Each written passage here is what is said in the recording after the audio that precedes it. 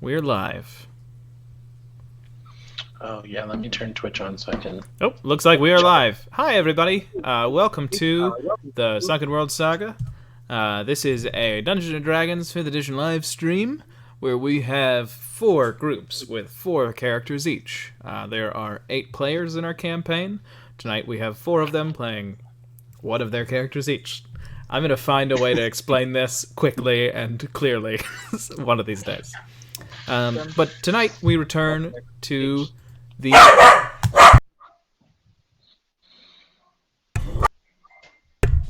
Tonight we return to the adventures of the A-Team. That is a group of characters who will be introducing themselves now. We are going to go in order: Adira, Arden, Ash, and Aster. And if you don't mind just saying your character name, your real name, and your class, I'm going to let my dogs out as you all do that. And maybe start on the recap. I'm Adira, and I play Adira. My name is Emmy, and she is our human cleric. I'm Logan. I play Arden. I'm a half-elf rogue. I'm Ian Donovan Highland. I play Ash, who is a caretaker warlock. I am Connor Tolles, and I play Aster Snowborn, a druid human variant. Yeah. Okay, so sounds like you all just finished up. So, the A-Team, where last we left off, they have come to an abandoned manse to spend the night on their long journey to the north with their 2 companions, Tove and Bruna. Exploring the house, they completely destroyed the library, looking for some type of secret that just seemed to maybe not be there. They found one secret, but it was not quite what they were looking for. Then they seemed to hear something upstairs. Ash's bird companion, Spark, squawking and looking up to the 2nd story. Ash and Arden snuck upstairs and came upon a man who called himself Fennec, who seemed to recognize Spark in some way. When the entire party rose to the 2nd floor, they saw Gardner, the massive, fully grown phoenix companion of Fennec. And we are in the Hallandor Empire. That is this big old nation. And there we go. I'm going to take us to the mansion map now, where you all were just speaking to Fennec after he showed that he has a pair of fiery wings. And we're back in the session now.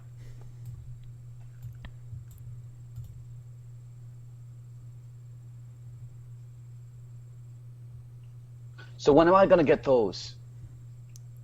It takes some time. Can take a little while. So Spark's like out. I assume he's like kind of resting more on my shoulder now. Is he? He's like gotten a little bit bigger, right? But I don't think he's like big enough to start flying or anything yet, is he? He's big enough that he would be able to fly, like his own weight. He probably wouldn't be able to like carry a coconut or anything. Oh, okay. So he's still a European swallow. Yes. Yeah, I think I'm gonna take Spark over and like kind of let the fully grown phoenix sniff him and see like what's up. Yeah, like Gardner and him have interacted just a little bit. You remember, like you gave the large feather to Gardner and he put it on top of Spark's head and kind of squawk laughed. So Gardner is definitely interested in Spark, and Spark is like, it's like a puppy meeting a fully grown Rottweiler, where the puppy is just afraid because it's like, I didn't know I could be you. While Gardner is just like, hey, little buddy. That's kind of his body language. So, the 2 of them are kind of like standing and kind of slightly turning their bodies, and Gardner is definitely interested and it definitely seems very gentle with Spark, and Spark is kind of getting up some more courage. How long does it take for him to grow to that size?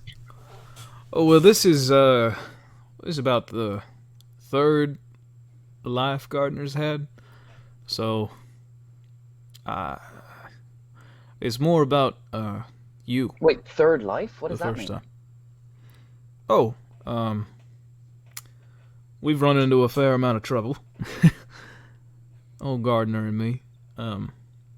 So when something bad happens to, and he pats Gardner, something bad happens to my friend here, he just comes back and he gives you a smile. Whoa. That's crazy. I'm gonna hold him up. I'm gonna look at Spark and be like, "Can you just come back?" I'm gonna like toss him and like kind of like flop like slowly back down into my hands. Yeah, it'll take a little bit of time before he's, because that's they're different. Second time they're young. Second time they're that size. And he points at Spark and smiles. But the first them getting this big the first time, that's more about you. Huh? Yeah, as you get more adept at understanding what he wants and what he needs, you'll find him getting bigger, getting smarter, getting faster, sturdier. Wow.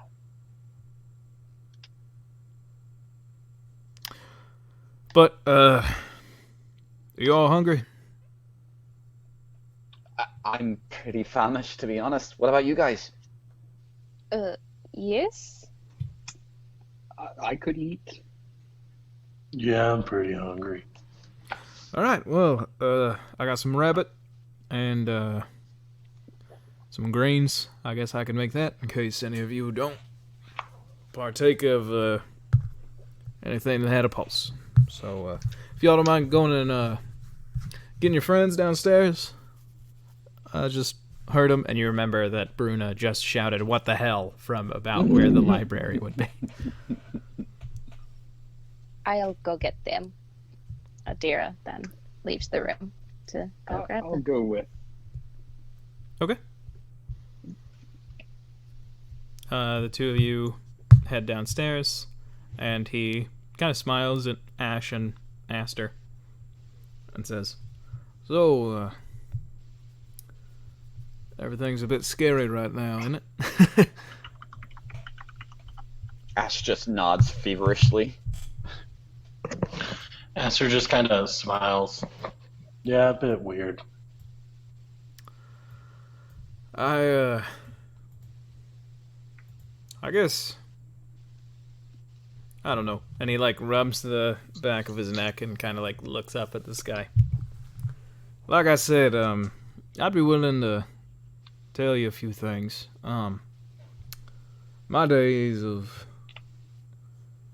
adventuring, saving whole towns and populations, that's behind me. I think I'm a bit old. But you, and he points at you, Ash, and him, and he points at Spark. I think, I think the two of you look like you've got potential. What? Really? Ash is like totally hero worshipping like this guy right now. He's got like those big anime eyes, just like staring. Yeah, and Fennec kind of just shrugs and says, "Well, yeah, you got an air about you. I think you can show your stuff pretty well. I feel it. I can feel the fire between you two." Awesome. I think Spark also kind of just like squawks, as if to say awesome. Downstairs, Adira and Arden, you see Tove and Bruna kind of just looking around like they assume that you all are dead. Just kind of like poking through stuff, unsure of what's going on. Wow, they assume we're dead and they're just like looking through the books. No, like they have already finished looking at the library. Yes. Okay. Hello. There is no switch. We checked. You don't have to look. There's no switch in the library. No hidden entrance. No hidden anything. We assumed that there had been a fight. Were you victorious? No, Oh, there was no fight. there was no fight. We tore open the library. We ripped all the books off the shelves. You just did that to someone's home. Oh, no one lives here. Well, someone does live here, but they don't live here. Like there's a hole They in the don't roof. own the place. Yes. So there is somebody here? Do we need to? And Bruna reaches for her axe quietly. No. He's pretty good. Like pretty chill so far. All right. Do we? Just like none of that. I'm confident he could kill all of us. Pretty easily. Yes. Oh, I'm not He sure has about a- that. Oh, No, he he has has he has a friend, Giant friend. big friend. And Not Tove, like when an you actual giant. when you say that, Tove Not- kind of like raises his eyebrows. Like giant is in the size, as in like very large friend. Colossal. Oh, is there You know what? Just come with us. We'll show you. Oh, fine. And the two of them follow you up the stairs. And back upstairs, basically, Fennec has just sort of launched into a quick seminar about, like, you gotta let him hunt when he wants to hunt, even if it means it's kind of inconvenient for, like, some of the stuff that you've got going on. Like, you want to stay in the city, but he needs to hunt out in the field, chase after some rabbits, or when he gets bigger, maybe some deer. You know, it's a whole lot of work, but you gotta let him do it. Yeah, I'm just jotting down notes. Just I think I took like some pages from one of the books from downstairs, and I'm just like jotting down notes. Yeah. Tove and Bruna enter, and you see the two of them just have these like utterly shocked expressions on their face when they see Gardner. And like both of them just stop moving and are just staring at it. It's cool, right? Aye. It's very impressive. Aye. And Tove like gingerly steps forward and reaches out his hand. Hello? Are you a firebird? And you see Gardner like cranes his neck forward so that basically he runs his feathers against the like feathers of his face against Tove's hand. You are warm to the touch. I think that is a yes. I had a friend who often dreamed of your kind. I wish that he had gotten to see you. And you see Tove smile in a way that you haven't seen him smile the whole time that you've known him. Aww. And Gardner goes, "Rah!" And then Bruna goes, so this is a phoenix then? And then you see her kind of like knit her eyebrows, and she looks over at you, Ash, and then down at Spark. And she points at him and goes, is that thing... Is he a phoenix too? I think Spark just kind of squawks and like fire comes out of his mouth. And fire shoots out of his mouth. And she goes, oh, great. Okay. So we have been traveling with a phoenix. Good to know. I would like to eat, and I would not like to cook, so somebody else, please. And Fennec says, yeah, I can do that. I'm Fennec, by the way. Nice to meet you. And she goes, nice to meet you, Fennec. My name is Bruna. I am going to go and see if one of the books downstairs is in good enough condition that I can read something and try to clear my mind. When food is ready, please let me know. And she goes downstairs. Tove is just kind of staring at Gardner. I'll be right back. Please talk amongst yourselves. So, sorry I lied to y'all. You didn't lie, you just did not say what he is. That's true. I really just kind of kept that. Honestly, I'm a little surprised that none of you noticed that he looks so weird. Are you talking about the fact that his little flames coming off his feathers? Yeah, that part, mostly. Yeah. Okay, I'm back. Yeah, Fennec basically goes over to a little, like, cooking pit that he seems to have made in the corner and starts a fire just with, like, a flick of his wrist. And you see it is, like, a perfectly controlled cooking fire. Hey, Ash, can't you do that? Yeah, I mean, I don't know if I can get it to work quite so well, but I can totally try. I'll cast create bonfire. Okay, where?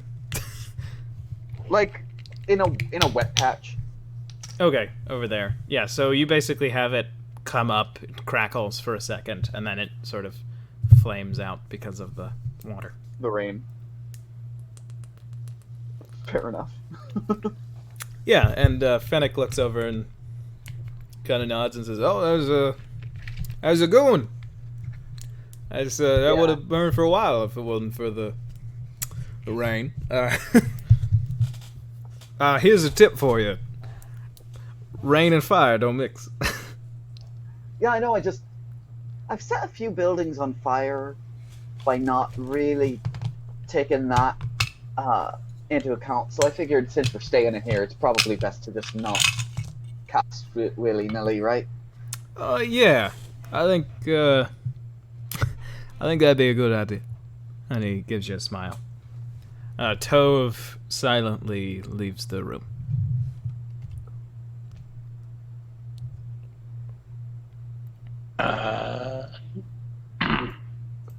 Never mind. All right. Well, Do any of us notice that? I think you all could if you're paying attention. I don't think Ash is. I think it's just a lot to take in. Okay. Yeah, I think Aster would probably have been sitting in the corner making a flower crown for Finnick, also for Gardner. Okay. Yeah, then we can... Arden just now realized that Ash has a phoenix with him the entire time. Like, he's just now putting it together. Okay, then you all sort of chillax, and Fennec is just sort of a very casual guy as he's cooking, like he's explaining how he's making stuff. It's actually a dish I think only Adira would have had before. Oh. Nice. Like it's like a he takes out these spices and he basically makes like a hare curry, and the greens that he makes are like it's like fried greens.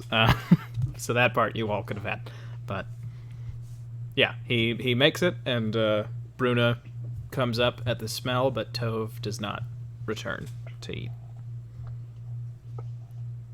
I'll go find Tove. You should eat first. I'll Okay, fair go enough. look for him. And then Astro will go look for Tove. Sure.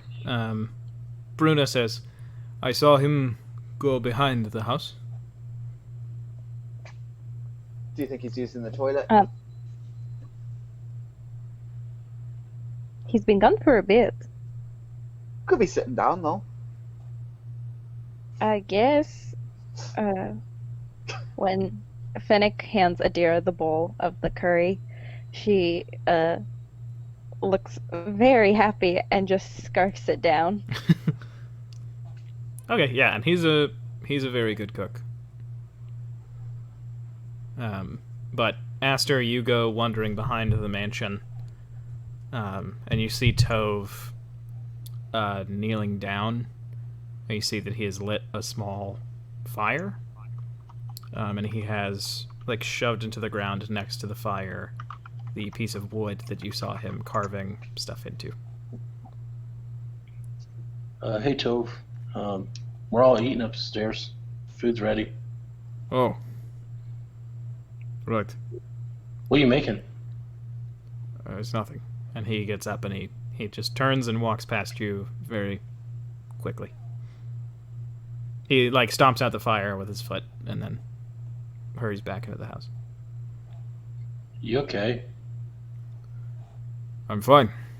And he gives you a friendlier smile than you have seen. Seems normal.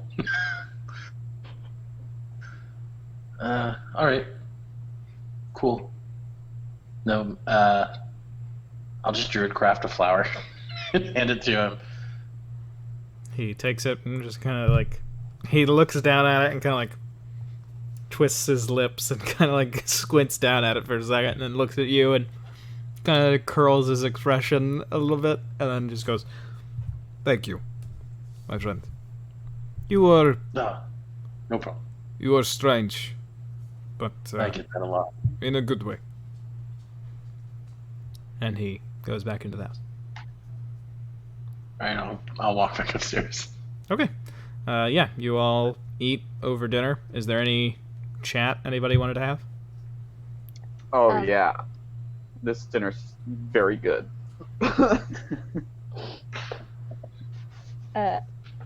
After Adira's done with her second bowl,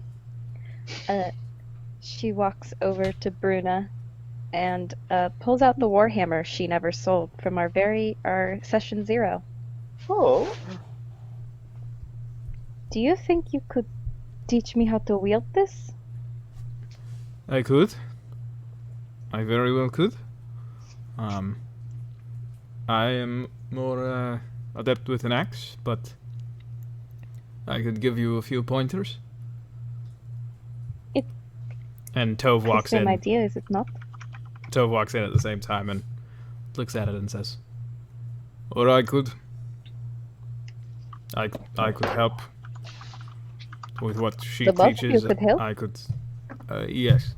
And Bruna says, "Fine. Yes, you can be taught by a warrior and a clanless man." And she kind of just slurps some of the bowl that she has after she says that.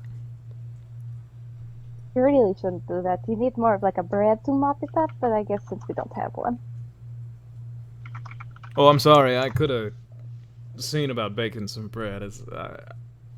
I'd have to use the oven downstairs, and I feel a little bit disrespectful going through a family's things. Understandable. Thank you, though, for saying you'd help me learn how to use this. Of course. Of course. That was both of them. Anybody else been meaning to have a conversation with somebody else?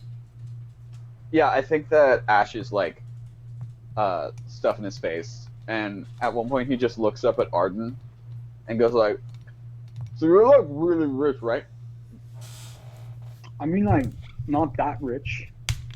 I'm not, personally. Right, but nobody's really rich except for the family. So you're really rich by association, right? I suppose, yes. What's that like?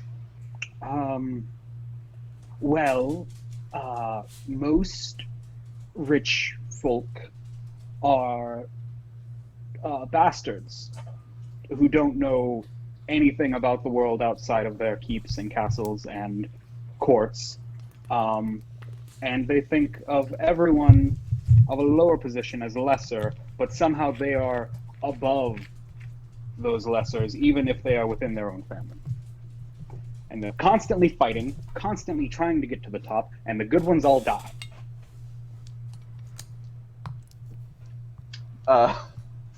Ash just swallows his bite and is like, sounds like you didn't really have the best childhood, huh? I mean, it was all right. I was quite pampered, surprisingly. But I mean, yeah, sure, look at your hands. They're all soft and smooth, like. Not a single scar. Yeah. Not a single callus, even. I mean, how do you even manage that? You've got a sword and everything.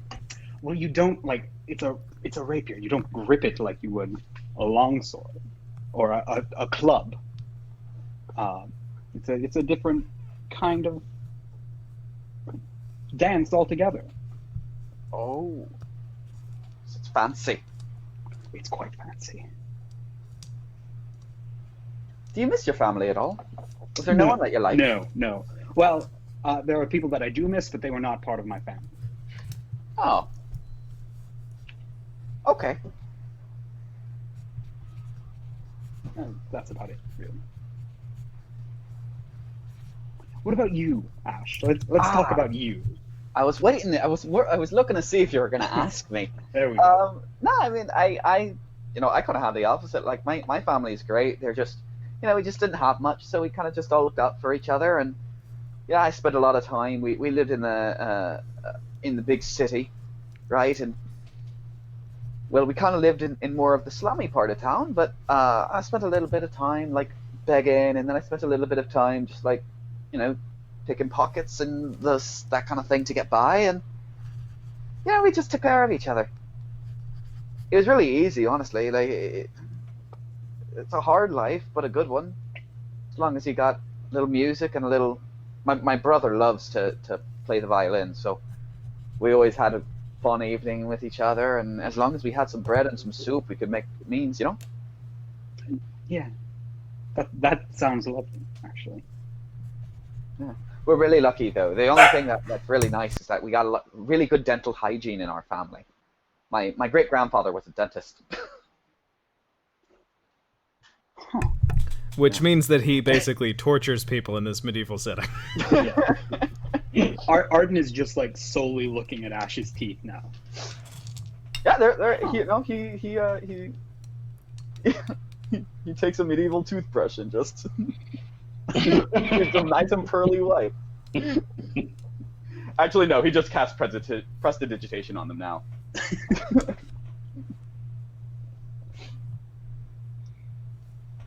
Okay, if that is... While everyone's been talking, Aster has been using his new paintbrush and his red paint. He's going to be like trying to paint a mural of like Spark and Gardner just on one of the random walls. Okay, cool. Could everybody please speak close to their mics? There's Okay. few people are just a little quiet. Is that better? Yeah. All right. Better? Yeah. Do I have to roll like Is this good? A little louder, Logan, maybe? Is this good? Yeah, that sounds good. Okay. Do I have to roll anything to paint on the wall or something? Yeah, make a performance check. Okay. And I am proficient with painter's supplies, so do I get to add my proficiency bonus or something? Instead, just do a charisma check with proficiency. Charisma with proficiency. Okay. First roll. What is my my proficiency is a +3. Okay. So that is gonna be Sorry, for some reason I was scrolling. Oh, 8. 8. Okay. So like I will say like Man drawing. you're proficient with painting, so it is like recognizably these are two birds that have some fire stuff going on. It's just that they could be any two firebirds. You don't capture the real majesty of either Spark or Gardner.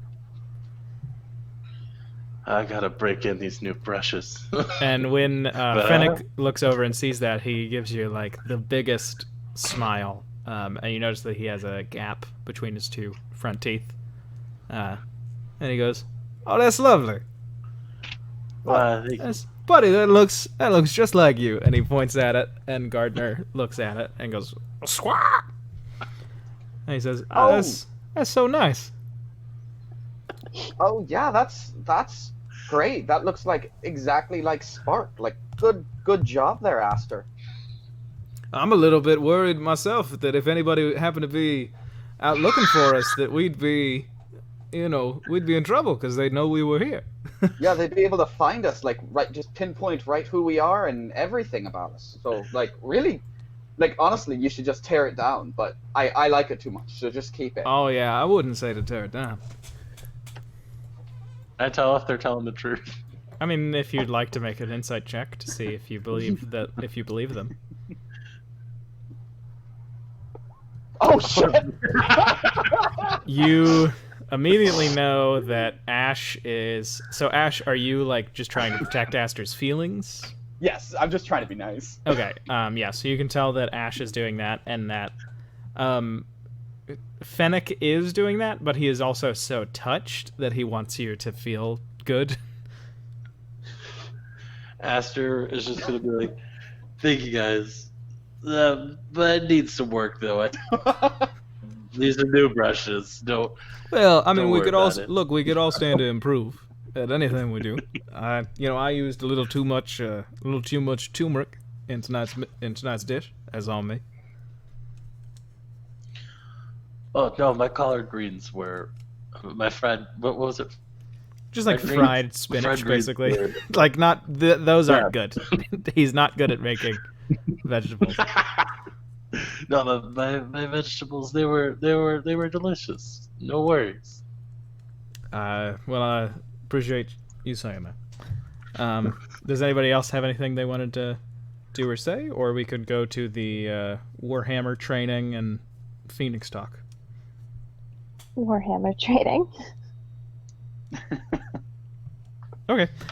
So Bruna and Tove have taken Adira outside to the side of the mansion, and they basically start taking you through the first steps. And what you notice from both of them talking is that Tove clearly fights with one hand.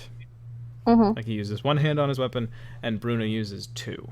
So all of what Bruna is talking about is how to like have power at the end of your swing, and how to use any sort of reach to your advantage, how to make sure that your body is positioned so that you can dodge, whereas Tove is a little bit more of like, this way you can really maximize each individual swing, because you will be able to react with the rest of your body. So they are giving you different stuff, but both of it is helpful for your Warhammer.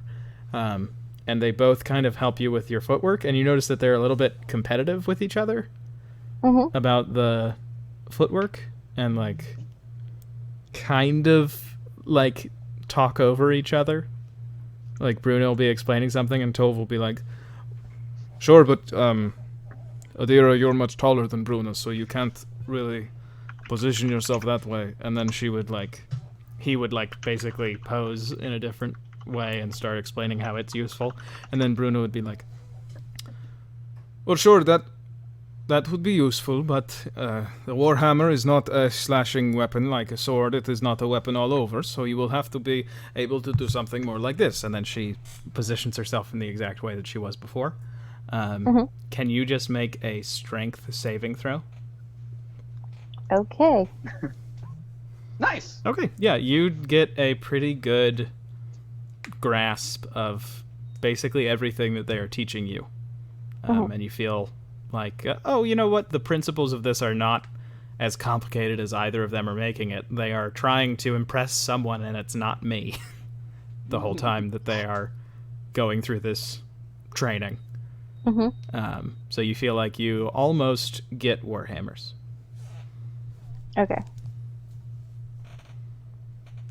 And yeah, outside you do see like just the smallest little bit of what looks like a little wooden gravestone. That's behind the mansion. But Okay. Tove and Bruna go inside. Adira's gonna stay out and walk over to the gravestone. Okay. What you see is it looks like it is a carved in inscription in Nordic runes. Nordic doesn't exist. In northern runes for giant. You would be able to copy it if you wanted to, or if you speak giant. I didn't think that you did, but do you speak giant?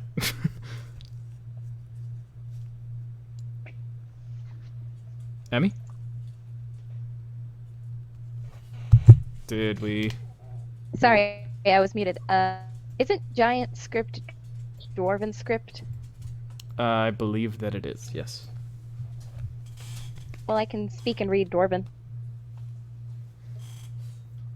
Okay. What else is- Yeah, that's fair. Then you can, I think, make a intelligence check. Yeah, that works. Oh, okay. You Nice. piece together that it says Atushal Bronhirt Ornmodig Asgel Bror.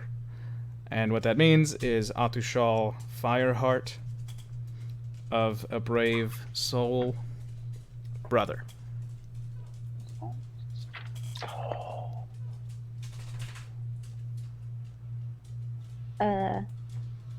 Adira's going to say a small prayer. Ashula Mazdan, make sure to watch over this person in your hands. Before she gets up and goes back inside to rejoin the others. So then, Ash, you have been offered basically a quick lesson with Fennec. He offered to speak to you about some stuff. Yes, please. Yes, please. Yes, please. All right, all right. So, first thing I'm going to need you to do is sit with your legs crossed. And he jumps down and sits like perfectly crisscross applesauce. Okay, so what I can tell from looking at you and Spark is that both of you are very excited. Really? You could tell? I have an inkling. So what I'd like to teach you is, if you try and outdo the fire that started inside of you when you connected to that bird, and his expression is more serious, you'll die. And he just, like, stares into you. You cannot outdo it. You cannot control it. You hear me? Ash kind of just looks like really surprised, and he nods and then asks, "Have you met more people who take care of phoenixes than just you and me?" I have. Like I said, not in a long time. A lot of the ones I've met, their bird didn't get as many lives as Gardner. Oh. So, when you create fire, you need to understand that you're not in charge. You are working with the fire. You don't blow it one way. You feed it one way. That's how you bend the flame away from a building or a person. Okay. You do not beat fire. You do not fight fire. You are flame. Surrender to it. And as he says that, you notice that his pants have started to smoke. So that, like, his face is framed by his dreadlocks. And he's like, I don't know if I've described him. He's a very handsome, darker skinned man. A sort of thin beard along the jawline. Gardner just sang a little tune. And he does have a lot of tattoos down his hands, but he has very piercing eyes. But as he is speaking, you see his face gets sort of obscured by this smoke, and then all of a sudden, in the middle of the wooden floor, his whole body just seems to be wrapped in fire. Whoa! And Are he you okay? lets his arms drift out to his side and says, I'm doing just fine. I'm letting it wash over me. And he gives you a big smile and says, hold out your hand. And I hold out my hands. And he reaches out his hand, and you see it is wrapped in all this fire, and he hovers it over your hand and then moves it back. And a small flickering, like a lit candle amount of fire is basically hovering above your hand. Now, go on about a 5-minute walk and go where But that it's takes wet. you. But it's wet outside. Yeah. Keep it lit. Go where it wants you to go. Oh. Okay. And I like tap onto my shoulder, and Spark kind of like half jump, half like flutters up and lands on my shoulder, and I'm like, so I just go? I just walk for 5 minutes. That's it. That's all you want. That's all I want. Okay. So, yeah. All right. I head on out and I start walking. Okay. So I need you to make a charisma saving throw. Charisma saving throw. Okay. Mhm.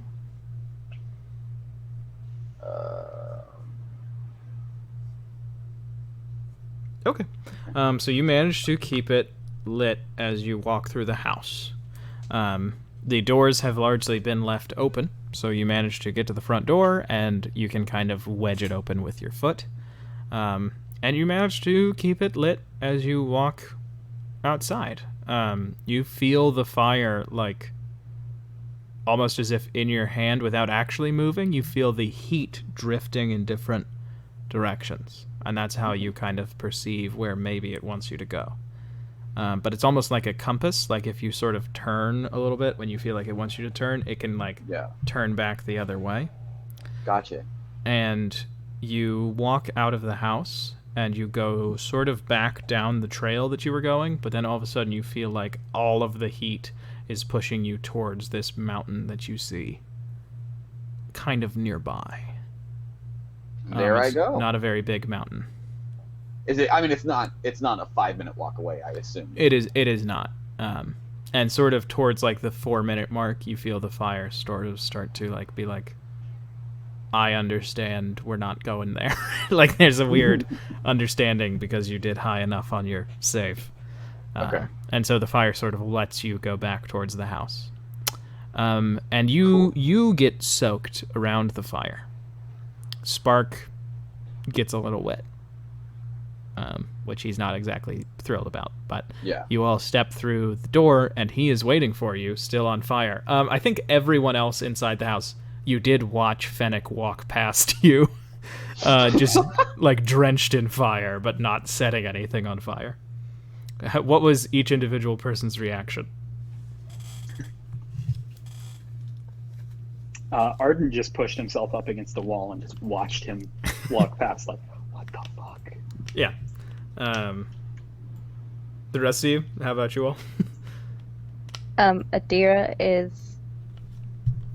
just walks into the room when she sees him dripping wet, and she's just like, she just looks over to Arden and mouths, "What happened?"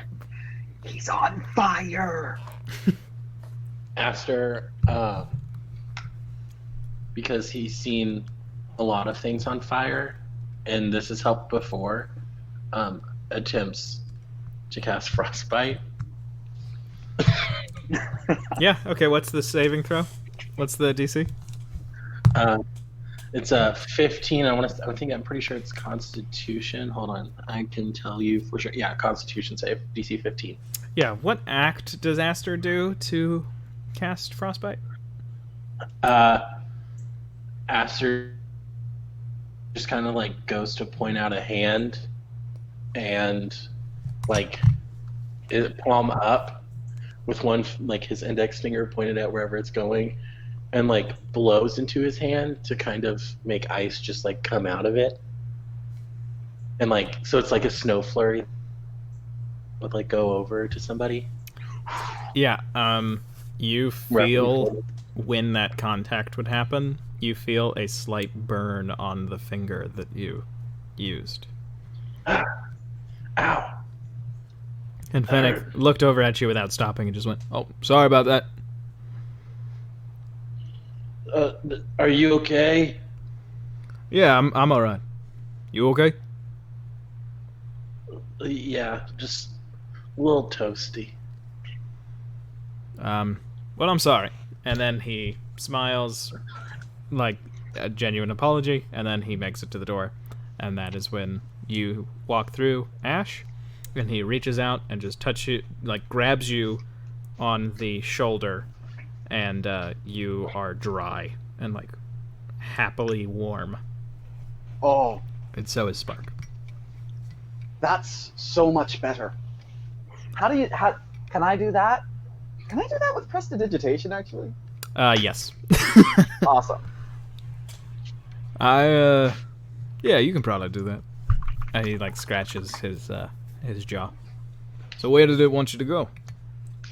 Well, there was this mountain, and like the fire kind of like, I know this might sound weird, but the fire kind of knew that we couldn't go there right now, but it wanted me to go to a mountain over that way, and he points in that direction. Ah. That's I've been there before. Yeah. Oh yeah.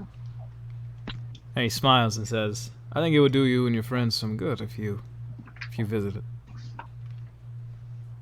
What's there? What is it? It'll I think it'd be better if I didn't tell you, but if you really want to know, I can tell you. That Honestly, that sounds like it's really fun to not know, though. Is it Why do safe? you want that to know? Well, because that's like an adventure, you know. I trust Finnick. He's got a phoenix.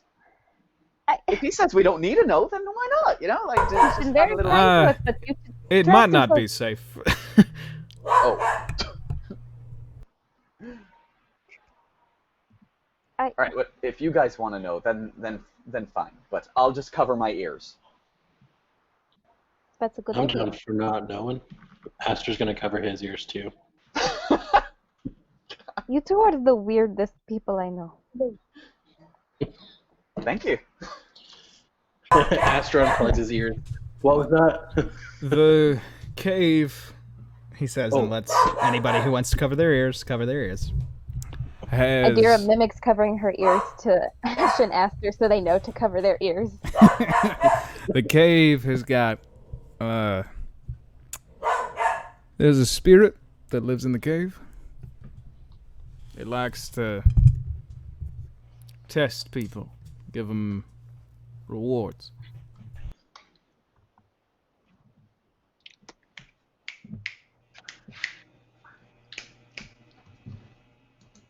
Is it done yet? Is he Yeah, finished we done? talking? Yeah, he's done. Okay, cool. Aster's just waiting for Adira to tell him he can uncover his ears. Adira then does the like uncover ears idea. Oh, okay. It sounds fun. Fun? It sounds fun? Yes. It didn't sound fun to me. Adira mimics covering her ears again. Aster covers his ears. Ash covers his ears. I think it would be a good idea. It has something to do with spirits. It might be something Rosie! I found. How dare you? I know that dog and I love her with all my heart. I think it might be helpful to know more about it. There was a grave outside. It said, "Fire, heart of brave soul, brother." I think. And Adira looks at Cynic. Does that mean anything to you? And she looks to Bruno and Tove. To you guys, a spirit could help us with the whole end of the world. Tove is like looking at the ground, very embarrassed, and says, "That is a grave to honor Atusha." Oh, I'm so sorry. I didn't. Is that what you were doing earlier? Yes. Adira walks over to Tove and gently holds one of his hands if he'll let her, and she says, "I have let Ashura Mazdan, my god, know that he has come to join him and to protect him and give him a peaceful rest. You did what was right." Thank you for that. And he gets up and kind of squeezes your hand and then walks out of the room. Bruno watches him go the whole time. Can we uncover our ears yet? Oh, yes. Adira then forgets she has to mimic and quickly does it after saying yes. Alright, Ash uncovers his ears. Where'd Tove go? I think his eyes were closed too. He made a grave for his friend. Kick it down. Oh. It was very kind of him. I think we should go. Arden, why are you so against it? Look, I don't like ghosts. Wait, Okay. what? There's ghosts? No, they're not ghosts. Aster turns to Ash and says, "I think we should cover our ears again." Cover your ears. Alright. I'm gonna cover Ash's ears and hope that Ash covers my ears. Okay, have you all come to a decision? Not yet. I will go, but if there is an angry ghost and or spirit, just know that I'm probably not going to be that effective. I'll give Just so you 50 know. gold for going. I'll go. Okay. Okay, sort it out. Let's go. All right. Well, I can show you there in the morning. That sounds good.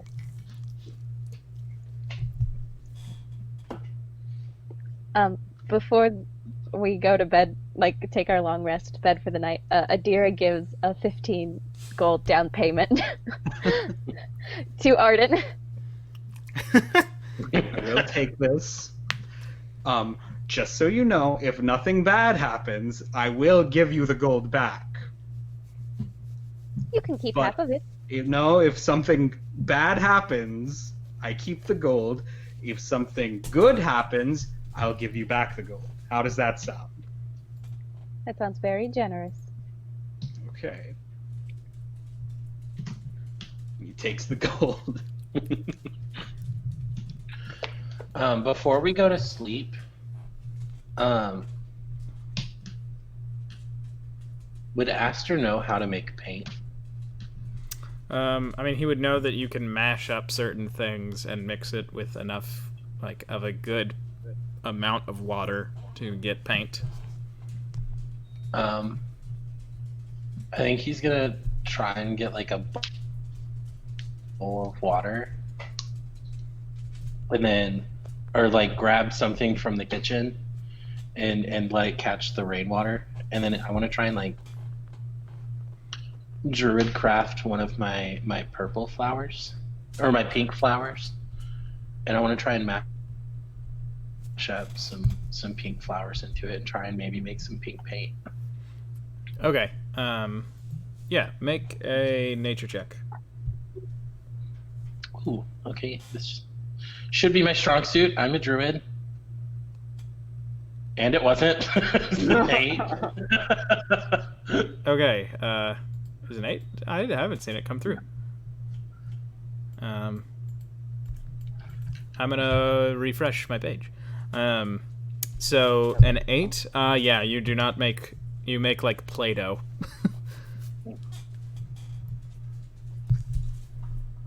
I'm trying to just sculpt something out of it then. I'm gonna make a flower out of my Play-Doh. Okay, so you all get a long rest over the evening, waking up, feeling refreshed, feeling good, with all of your stuff back. Tove and Bruna are not in the house when you return. Do you mean when we wake up? When you wake up, yeah. Sorry, Roll20 might be fucking with me, so I'm just trying to figure out what we gotta do. Sorry, I didn't mean to misspeak. When you wake up, they're not there. And you all feel well rested, and Fennec has made you a breakfast. It seems to be eggs and mushrooms. Oh, that sounds good. Yeah, Adira always takes 2 helpings. Ash also takes 2 helpings. Okay. Yeah, you all have 2 big hearty helpings of egg and of egg and mushroom. He didn't make them like omelets. It's just like scrambled eggs and On a side of mushroom. yeah. And I assumed lots of herbs. Yeah, there's some good crushed herbs in there. Does Arden only eat egg whites? Oh my god. No, he eats actually pretty well, because this seems like a kind of guy who uses proper seasoning. He does. So he's fully fine with it. Okay. So you said you would show us to this cave? Yes. And do you mind speaking up just a little bit? Yes, sorry. Yeah, I can do that. I've been there before. Aster looks around for Tove and Bruna. Yeah, you do Because not. he wonders why there wasn't any more wake up this morning. Yeah, you do not see them. Hey, Finnick. Yeah. Do you see where our other 2 friends went?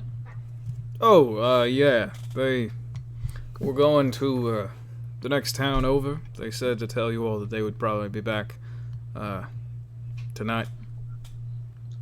They said there was something they wanted to check on before you all got there. Perhaps they're getting supplies?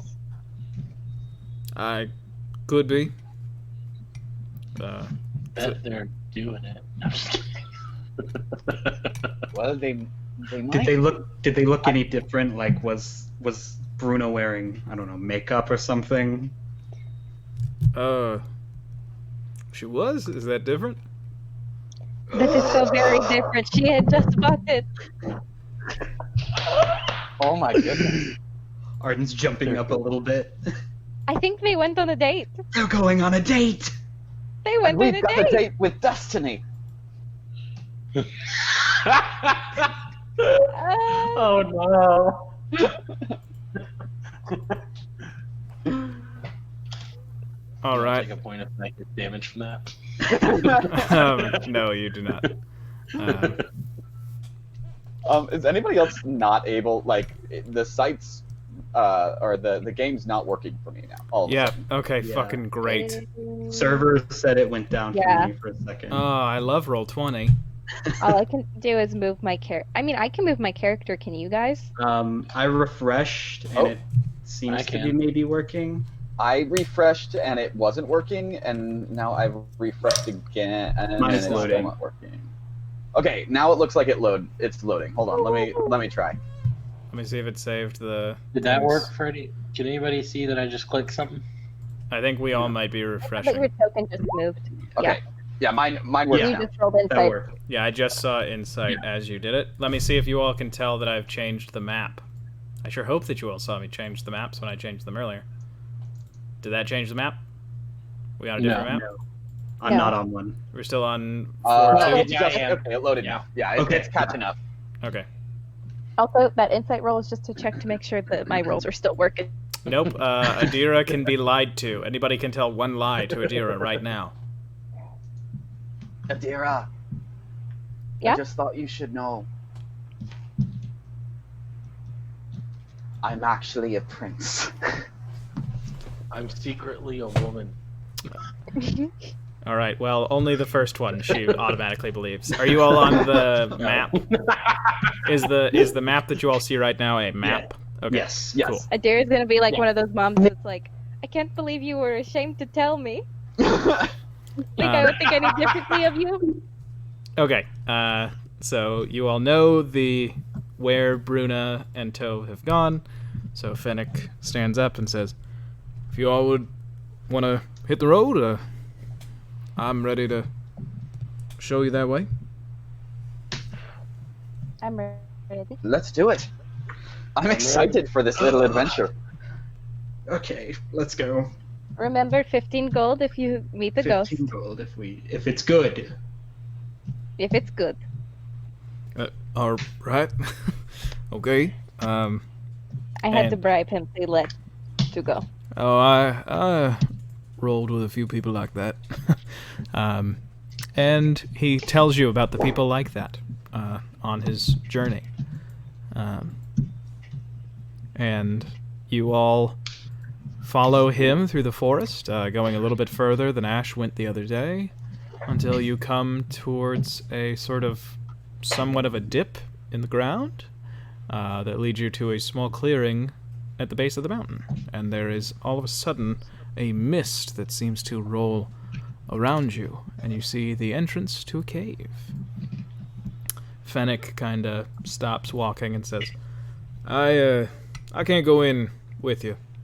I've already been in once. I think he would just be, he would just probably make me wait the whole time you were in there. And I can, me and Gardner can, I don't know, play fetch or something.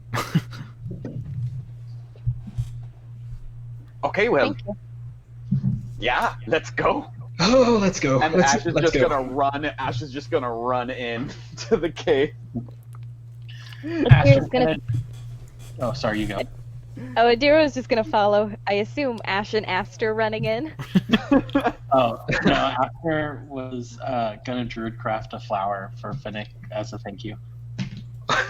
Oh, thank you. Arden's But it's gonna following. be from I'm his, dead, his I'm following his very close mystery pouch. behind.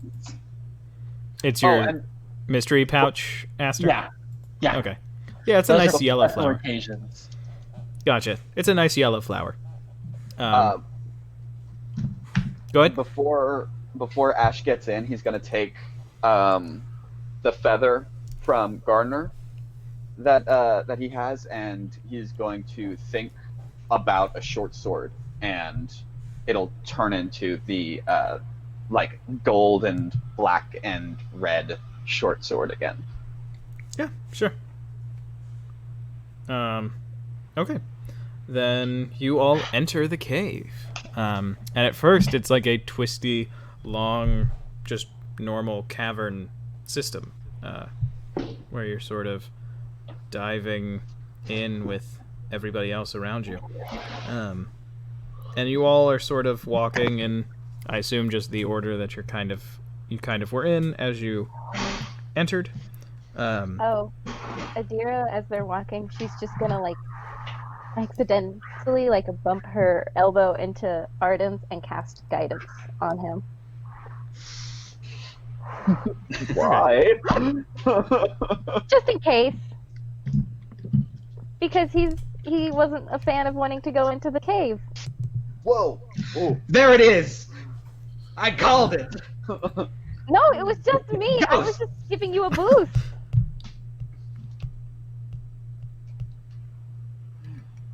What I'm was gonna- that? I know what I'm was gonna drop the that? call in case it was me, and then I'll join in again. What was it? I didn't hear anything. It was. Oh, was it you? Then? The great scream.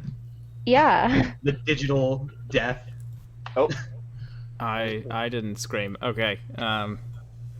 Well, yeah. If all of you want to leave, Annette, come back.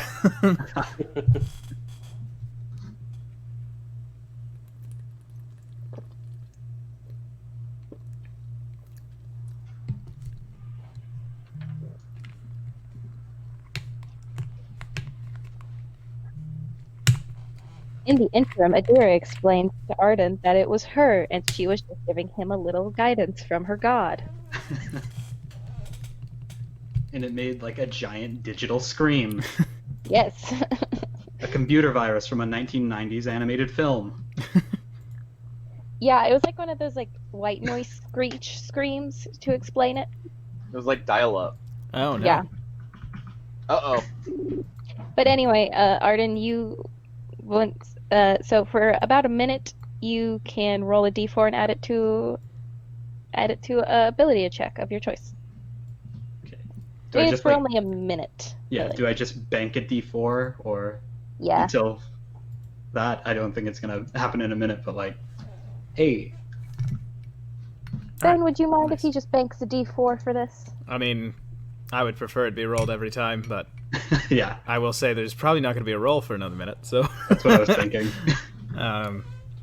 But I didn't. Connor, are believe you that with it was us? a minute, but that's fine. I'm back. Yeah. Okay, Let's roll to It's a see if cantrip. Arden is scared. sure. What would I roll for that? I mean, Constitution. you choose if it would be like Constitution or Wisdom or Intelligence. Let's go with wisdom because he doesn't have a lot of that. Oh, hey. Okay. He's 21. doing just fine with that 21.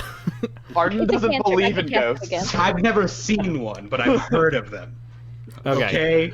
You I'm heard not good at this. Rolls a 21. The cavern opens up, and the path becomes this sort of very wide, broad stretch. And you go a little bit deeper, and all of a sudden the ceiling stays at the same place while you all descend and descend down, not like a steep incline. So you walk for a fair amount of time until you find yourself in this massive cavern with the ceilings are at least 150 feet high. Whoa. And there are like pillars of stalactites, meaning stalagmites, all around you. And you make your way forward. I'm assuming that somebody has a lantern or a torch out for Adira and Aster. I Um, assume Adira is holding, or unless Ash wants to catch just like the little flame. I'm sorry. I'm looking up my features. I have the Devil Sight, so I can see normally in both magical and non-magical darkness up to 120 feet. What's the weather? In the cave? Well, like outside. Like, what's the like? Is it a clear sky day? It's clear skies, yeah. Then I'm gonna just be constantly casting Druidcraft, and there's gonna be a tiny little golden orb in my hand of the sun. Is that the weather checking druidcraft? Yeah. Mm-hmm. It is? Yeah. Oh, okay. So you do that, and for a second it's that flickering golden light, and then it becomes a like tornado warning, and then becomes Oh, son of a biscuit! I thunderstorms. forgot that the weather's all wonky. Oh, that didn't work out quite as planned. Sorry. I mean, I can prestidigitation a torch on fire. I have an explorer's pack, so I have a torch. I think Yeah. Adira just likes Arden is the just torch. going to pull out a torch. Yeah. Okay, so you have torches and you are making your way forward. But then, just like above ground, a mist seems to roll all around you.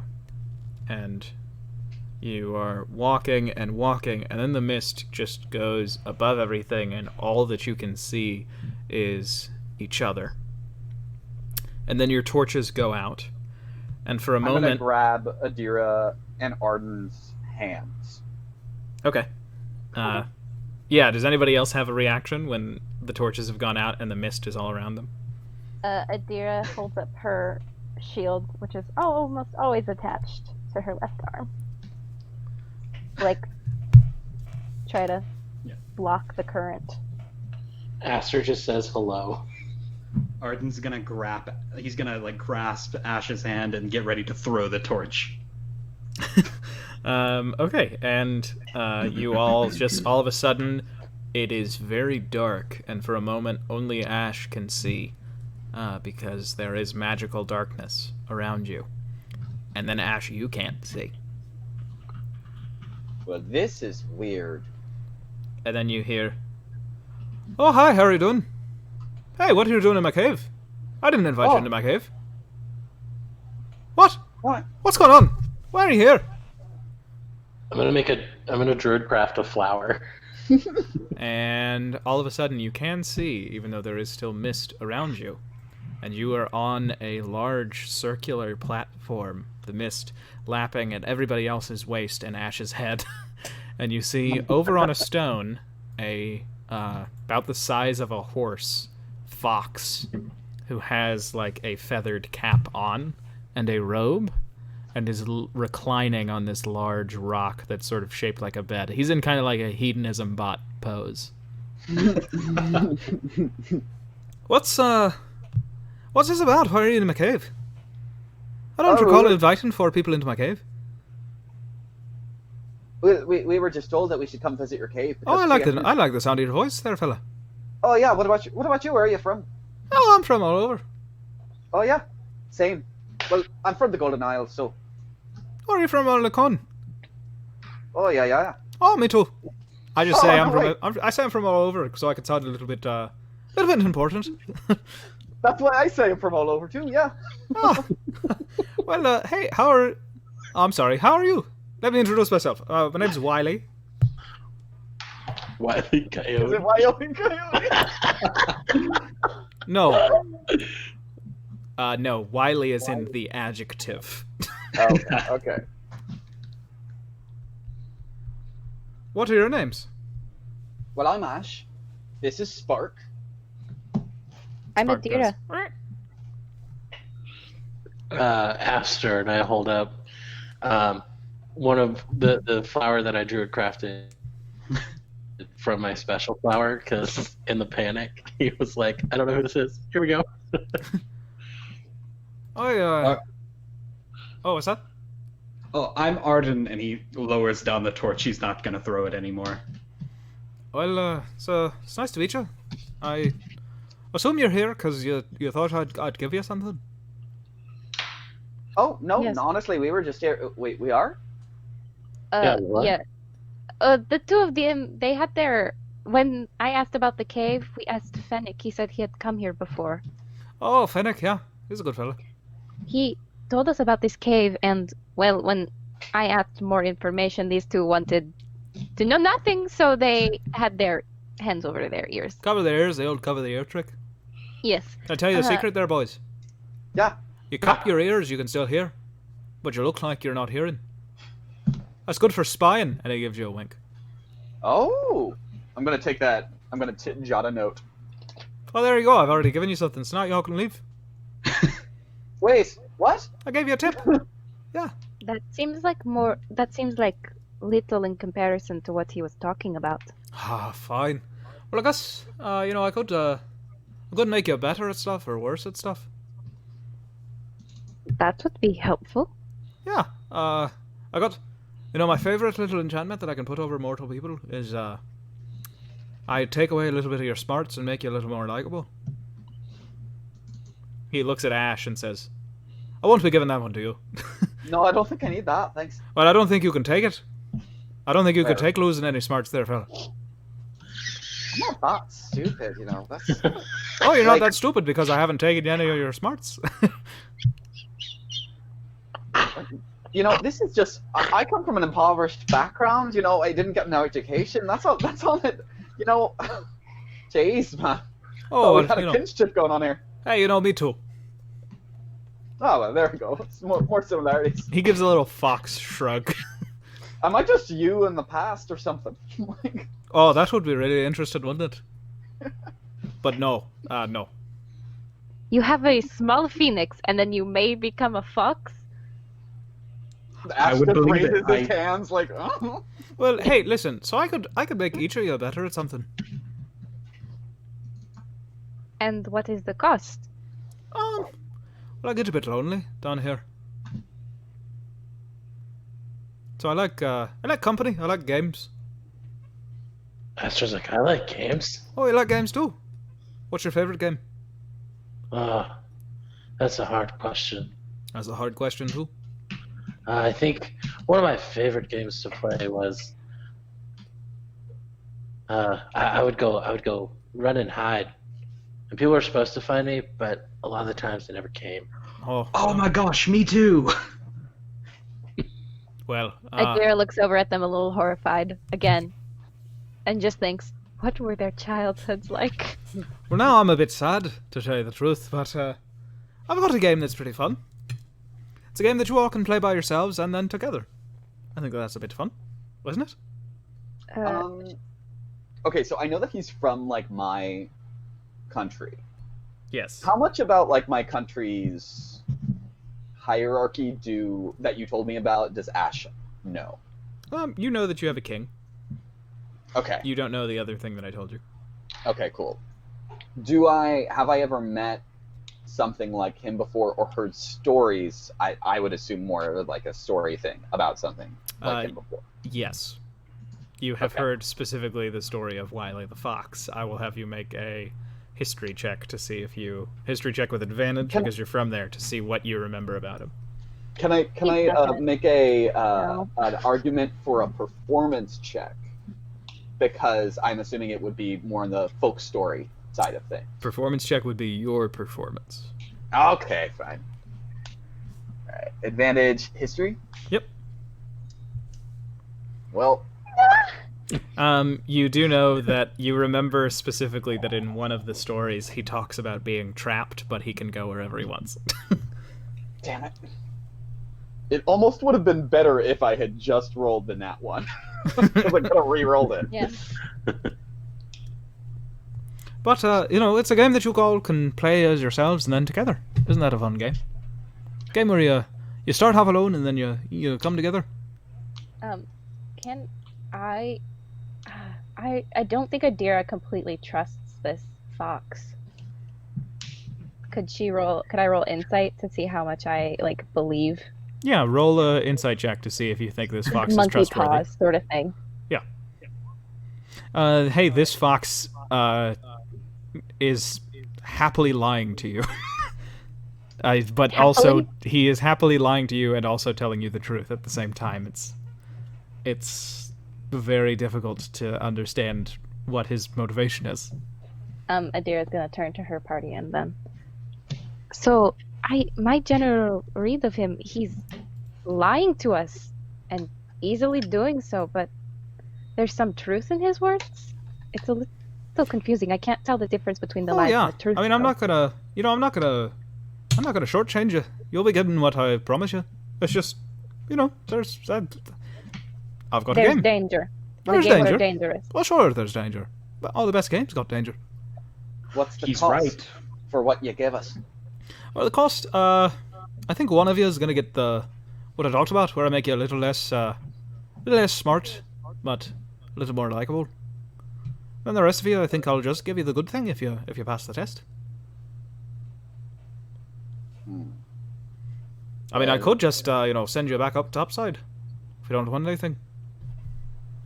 I say we. You got my word. I'm a spirit. I'm not gonna lie to you when a game's involved. At least there's no ghost. There are no ghosts. I say we play the game. Oh, well, there are a bunch of ghosts, but I'm keeping them away. I'm keeping them away because I know that one of you doesn't want the ghosts.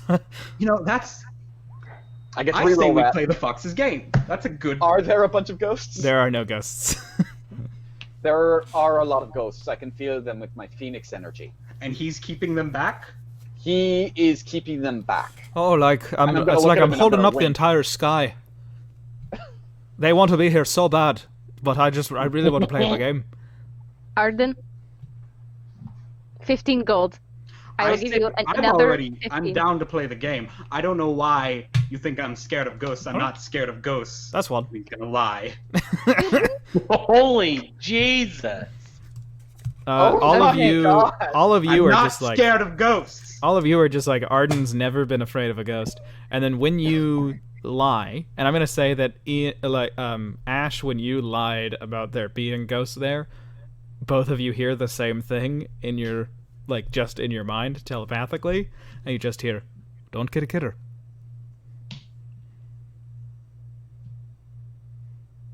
Oh my.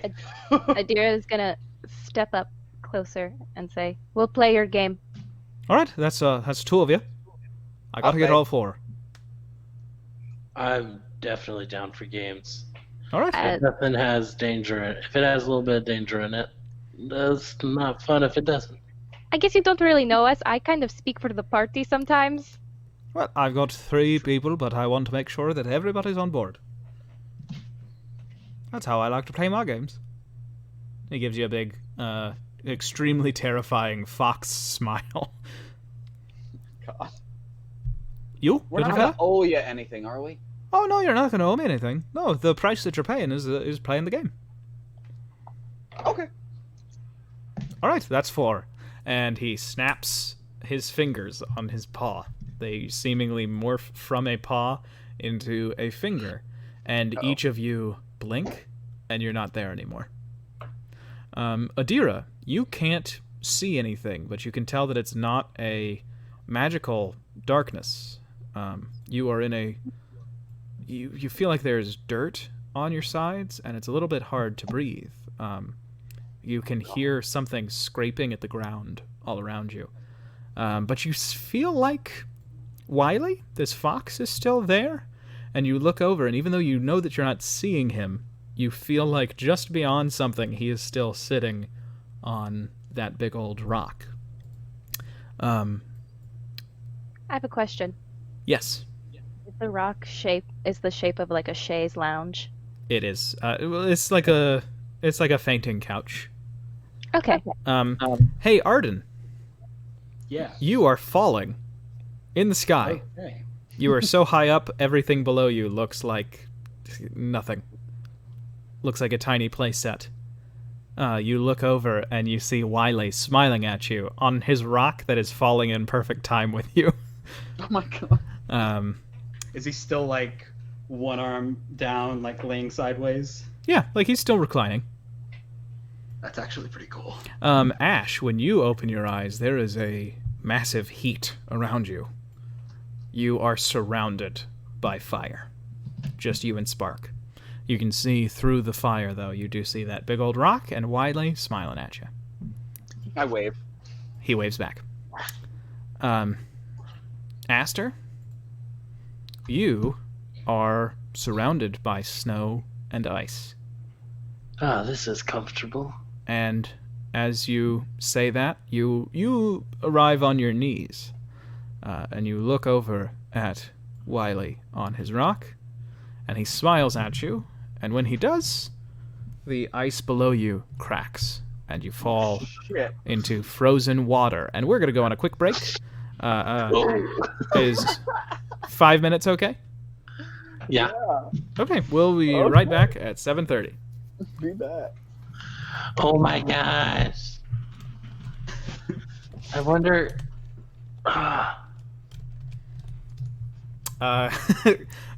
His voice is the same as my one-player character that I play. Yes. I will be right back. All right. Oh, and also the maps are Earth, Wind, and Fire, and Water. Yeah, I could tell. Do you think? How much weight do you think?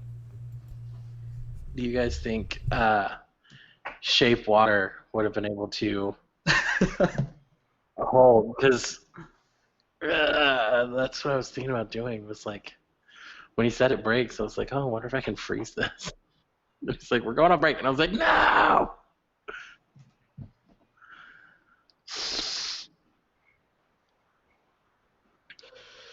I don't know. I'm gonna get another drink. I think I'm gonna need it.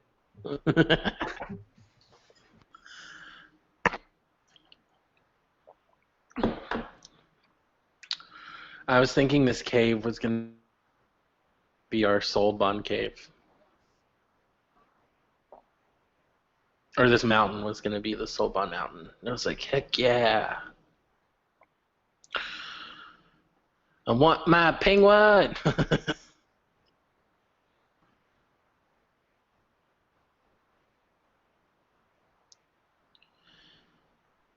Do anybody in chat? Somebody is in chat. Hello.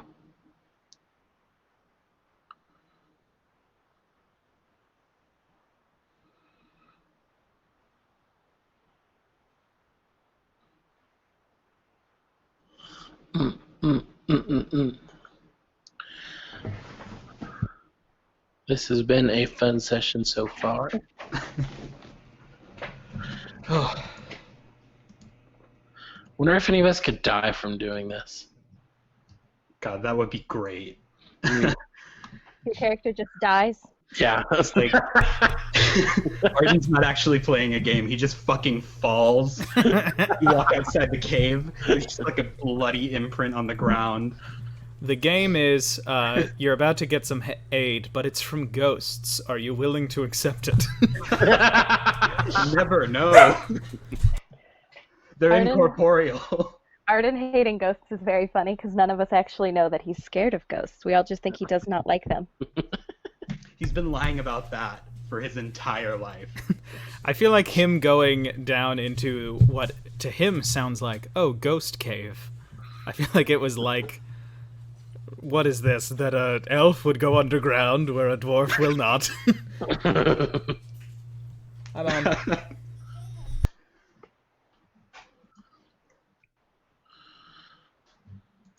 oh man, oh man. I'm so glad that you all agreed to play his little game. And- Yeah. Okay, so I'll go ahead and explain. Oh, yeah, I'll explain, because I'm not going to edit this out. There's no editing here. I'm not a professional. I'm bad. Do you So want me to try editing one of the episodes, Ben? that would be great. I would love to release it as a podcast. Yeah. Um, I can do it. I can like try and see what I can do with it. I will hug and kiss you when the quarantine's over. So, what we're going to be doing for the game, basically, is in this stage, you all will get to essentially have a turn, and we will go in Earth, Wind, and Fire, and also Water. We'll go in that order, and basically you will have like a turn like it is combat, where you have like movement, check something, have an action, bonus action, that sort of deal. Okay. Until you all are out of this phase of the game. And it is 7:30, so we are in the game. Hey, Adira, I'm going to give you your longer description. You feel like you are in some sort of loamy dirt. It's packed a little bit, and there is sort of a feeling that you are running out of air. You feel something sort of going around on the ground below you, and you don't have all of your things, and you can't really see. What does Adira do? Adira is going to take a deep breath. And then she's going to slowly get down, like crouch down, and then get onto all fours. Yeah.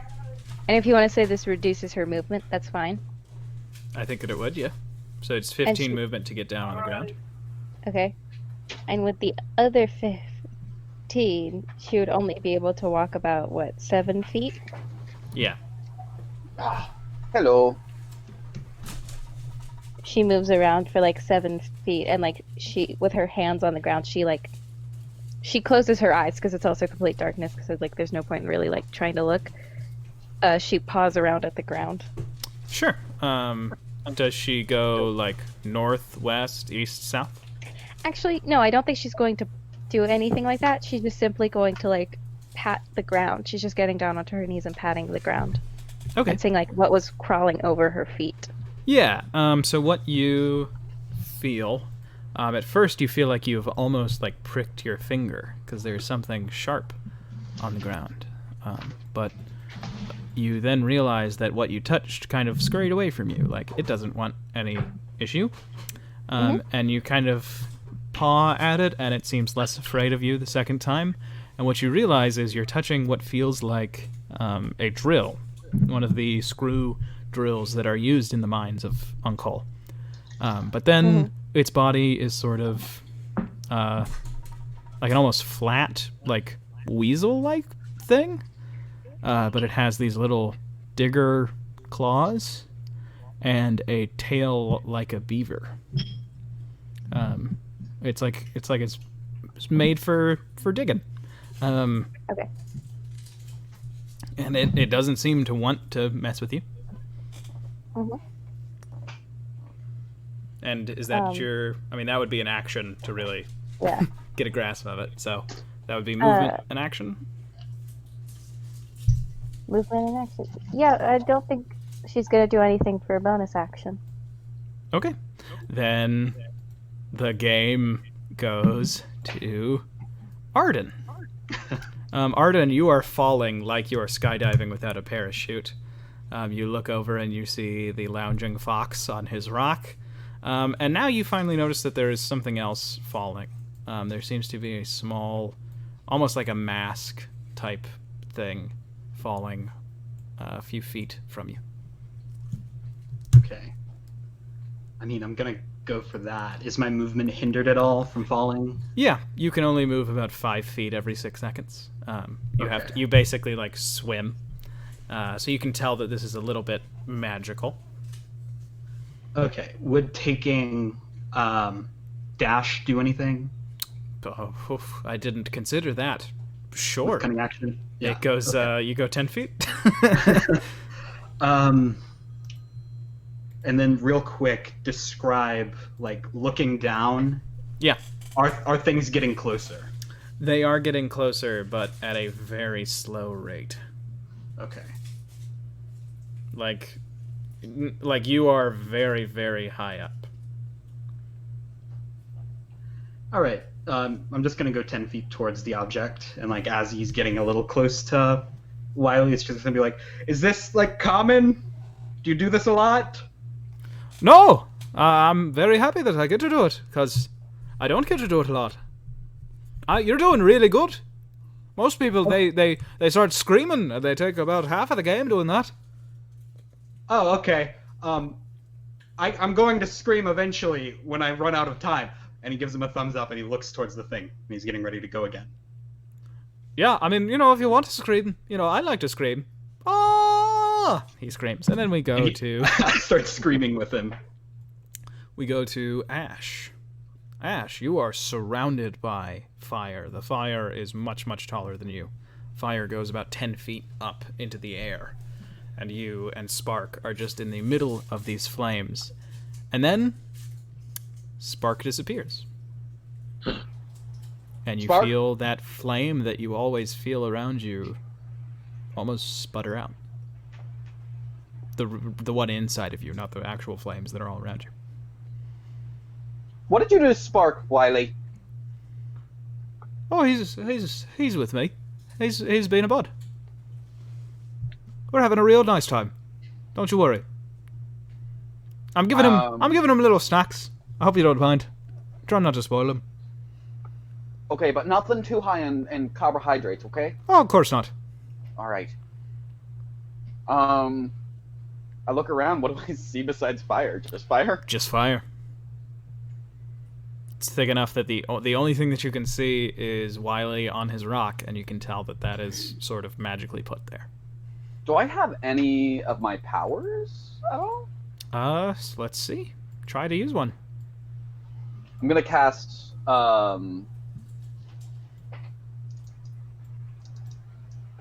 cast Bonfire. Just like here on the edge of the flame. Sure. To see if I can use it. Do it. Yeah, you do it. There's a fire there. It just joins Okay. the rest of the flame. That's your action? Yeah, that's an action. I guess I'll just be like, "Hey Wiley, what's the point of the game? Am I supposed to get to you?" I mean, that's for you to figure out, isn't it? What fun's a game if I tell you all the rules? Okay, fair enough. I'll move a little bit closer to the fire. Sure. It's hot. Does it feel like hotter than it normally would? It feels hotter than it has the whole time that you've had Spark. All right, I'm gonna take a step back. All right. And he gives you a big old smile. Aster, you are falling in the water. Like a little bit quicker than you normally would in cold water. You've heard of people falling into, frozen lakes. And you realize that there is something pulling you down. And you kind of twist to look in the water, and you see the face of a druid who's about your age that lived in the village with you. Oh. But you can see that he's dead. And when you lift, he was alive. And then you see further down in the water, you see the faces of every other druid from the village. And they're all slowly swimming toward you.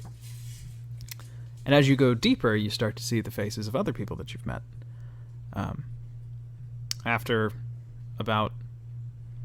This is before your 6 seconds begins. After about 10 seconds, you see the dead body of Ash begin to stir and swim towards you. Then you see Adira sort of start to twitch in the water and swim towards you. And then you see Arden. And you get the sense that in a few moments you will be covered in these bodies trying to grab at you and swim further down. And you are, you did not take a deep breath before you went down.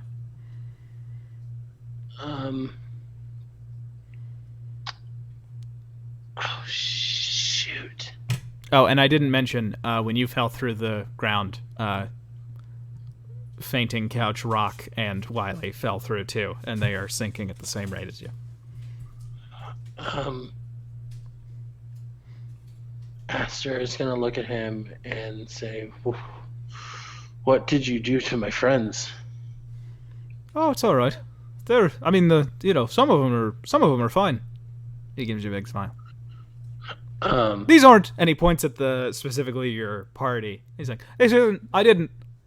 That would be a really weird game. The game is I kill 3 of you and then make the other one look at your dead bodies. No, this is a representation. A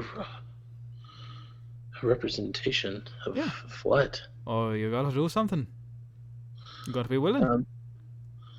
I'm going to, what does it do at a higher level? I'm going to cast, is it a range? It is a range. At a spot where it seems like they would converge, I'm going to cast Healing Spirit at a, at 3rd level. Okay. I don't know if that's going to do anything, but that's what Aster would think to do, because people are dying. Okay. You don't have One to roll singular because they don't gain any hit points back. It's more of like a confusion on whichever one comes into contact with your healing spirits. Is that an action to do that or a bonus action? I think. Let me double check. It's a bonus action. So then, for my action, because I just talked a lot and I didn't take a breath and I am underwater, can I cast like shape water to create like a bubble of air around my head? Like to put So the water in a 5-foot sphere around my head, away from me. yeah, Oh well, not 5 foot because my head isn't 5 feet large. But yeah, you do that, and you take a moment, and you get a deep breath, and then you feel a hand that seems to be swimming from a direction that you didn't happen to check come through, and it seems to pop that air bubble. And so you get a deep breath, and you will be able to breathe a little bit longer than if you hadn't done that. But when you turn to look at that corpse in the water that came for you, it is Shahala. And that's your turn. We're going to go back to Adira. oh no. Okay, Adira, you are prone on the ground, crawling around, scrounging. Adira, can she pick up one of these creatures? You can. Can she gently point it into the dirt? You can. Does it start, like, digging? It digs and gets, Mining? like, away from you, but then you feel it, like, you kind of feel the tremor in the ground that it has, like, popped back up and is kind of walking back towards you very cautiously. When it comes back to her, I think she's just going to pet it and then try to stick her hand down into the hole it made. Oh, that's nice. I bet he appreciates that. I don't... Down's probably not the way. Sorry, it's just, you got some good ideas, but I don't want you to go too long, You poke down into the hole that it made, and it's pretty deep. Do I feel anything down there? No. Okay. You do feel like, you do have, like, stuff on your person. Do I still have my tinderbox on my person? No. So all that you have is basically a backpack, but you can tell that you don't have, like, torches in there. And then you have a weapon at your side.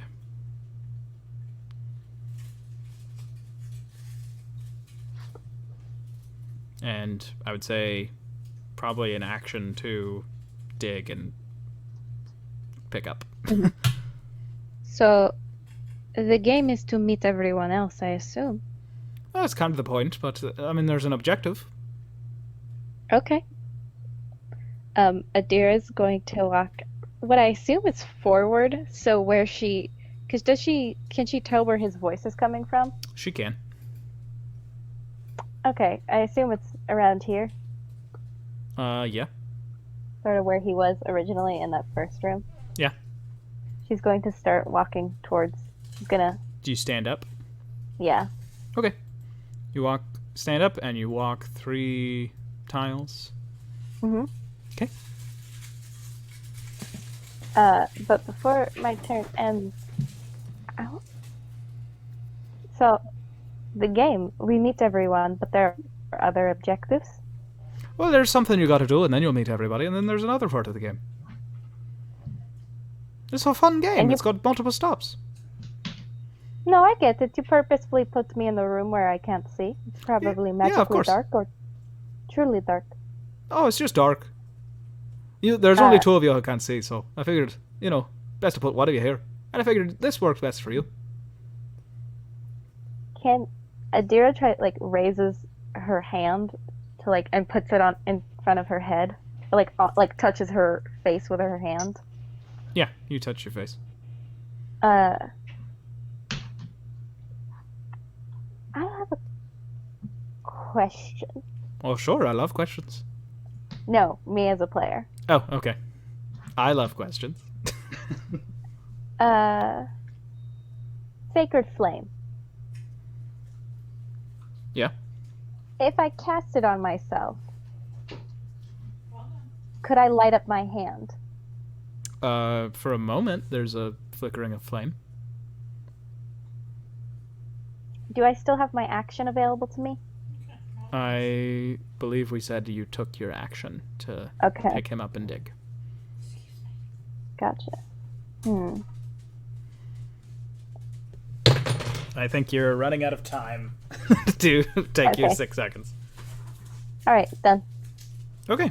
Then next up, we go back to the sky with Arden.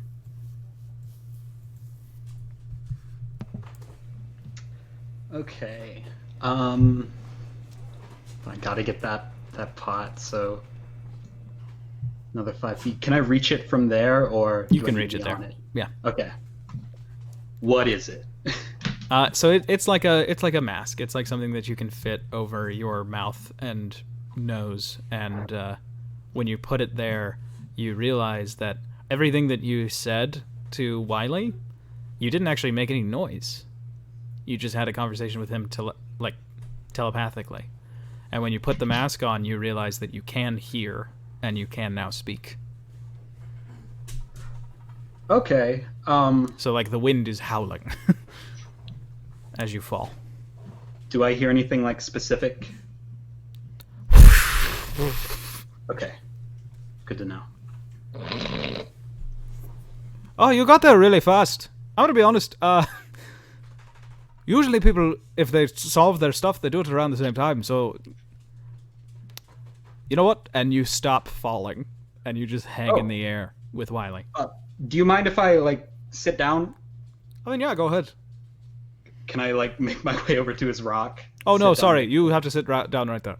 Oh, okay, sweet. And you Nice. sit on the air, and it feels like a very soft cushion. Oh, okay. Is that all you're gonna do? I think I'm just gonna make like small talk with him. Yeah, and he's Kind of like ask him how he's doing. Like, Oh, thank you. You know, nobody I ever feel like asked me he that. doesn't. Yeah, I feel like no one ever asks. You don't get this enough. They always come in and they always want to know about, how many ghosts are here? How many millions of ghosts do you have at Yeah. your beck and call? Well, I also bet like they want to play the game. They're all for it because they want the reward. But then they're bitter that they're falling. Yeah, they are. You're a really nice guy, Arden. Thank you. You know, I like it quite a lot. You know what? I like you. If you get out of this alive, I'm gonna give you a little something extra.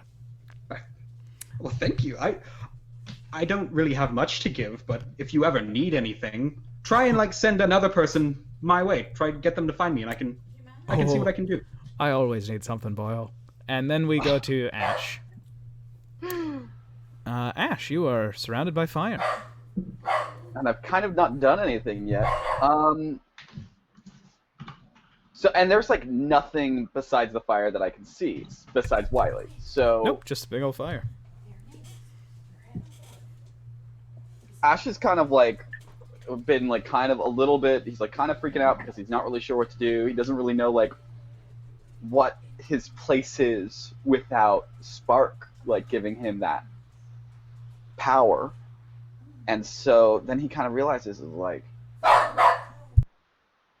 oh, maybe this is about me realizing that I have power even without Spark. So he takes a step closer to the fire. Yep. And he takes a deep breath. And he steps into the fire. Okay, you do. And when you do, you hear, almost as if Wiley is playing it, you hear, surrender. And you are wreathed in flame. And you hear, "Swat!" And you look down and Spark is back. Wow. That's Picks him up. that's really impressive. That's two of you. Solved it. Really quick. Can I come hang out with you? No, you can stay right there. Oh. Okay. I'm gonna. How are you doing? Oh, you know what? Nobody ever asked me that. Well, The other person who finished early, and I won't tell you who it is, they've been real rude to me. So, Oh, I really appreciate you being so friendly. if it was Aster, like, don't worry about him. He's just a little off kilter, you know. Well, he's very rude, you know. Yeah. Hey, do you miss home ever? Because I honestly, you know what I miss the most? That soda bread that they make right around the solstice. Oh, you know what? You know what I'm talking about? You know what? I know exactly what you're talking about. And you know what? And he snaps his fingers and he's holding it. He says, I'll just pick this up, and he throws it to you. Ah, well, thank you so much. Did you want a loaf? I'm gonna take my bone dagger out and cut a couple of slices. Oh, well, if you wouldn't mind. Grateful, Yeah, sure. grateful that you would think of me. I toss him a loaf of the bread. He catches it and eats it very daintily, like he's being fed grapes. And then we will go to water. So, Aster, you are falling. There are more of them coming towards you. You know, you're gonna have to do something.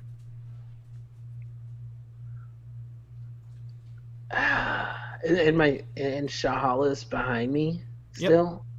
And she's about to like try to grab you and take you further down. Am I supposed to swim away or am I supposed to swim towards them? I don't know. Oh my gosh, I don't know. Shahala grabs you and then swims so that, and the young druid from the village has done this too, where she has now gotten basically in front of you and is pushing you down, like hand on your chest, swimming down, not letting go of you, pushing you further down into the water. That doesn't help me. Jeez Louise. Have you got the stomach for it? Druid craft. Or not druid craft, sorry. I'm going to wild shape into... Oh god, can I wild shape into a penguin? There's a penguin stat block on D&D Beyond, so I don't know if that's the thing. You could. I could, okay. You wild shape into a penguin? Yeah. Yeah, and when you do, Wiley says, "Oh, that's not the game," and he snaps his fingers, and you're Aster again. Oh my god, I was gonna use it to swim away. Dang it. Oh gosh. I want to see if you got a stomach on you. I'm gonna swim down then, I guess. Oh, no, I'm not. That's impressive. Yeah. What are you doing? I'm gonna swim down to try and... Oh wait, no, the person's already swum up to me. Yeah, at this point, another druid has joined them and is pushing you down.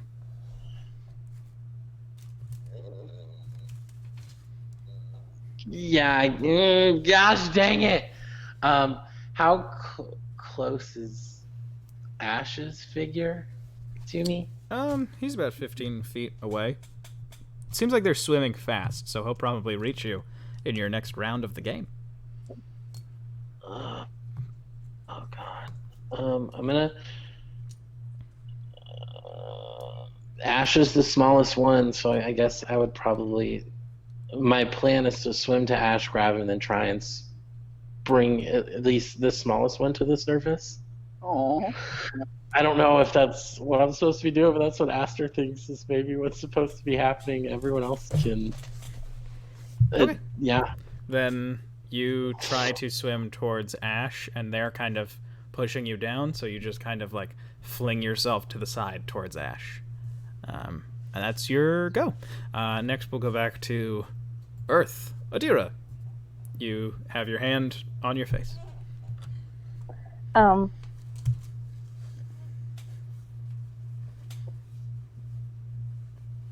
Your name was Wiley. Oh, that's right. That's me. It's a smart name. I'm a smart fella. She suddenly casts Sacred Flame on her own hand. I will take the damage if you want me to. You do what you usually do in your mind, in your soul, to cast Sacred Flame, and nothing happens. Oh, you're a bit too reliant on the spells from your god. I think you need to be willing to do something else.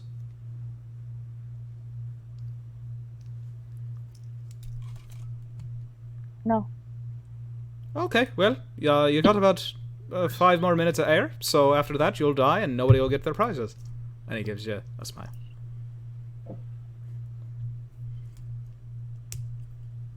I will not die. Oh, good, that's what I like to hear. That's where the fun of the game comes.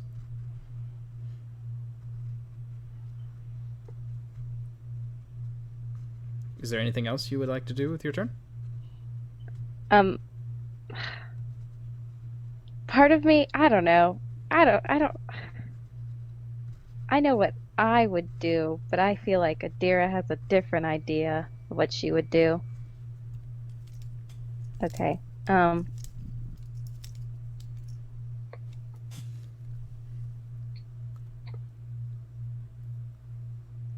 sorry, this is very fun, this radio silence.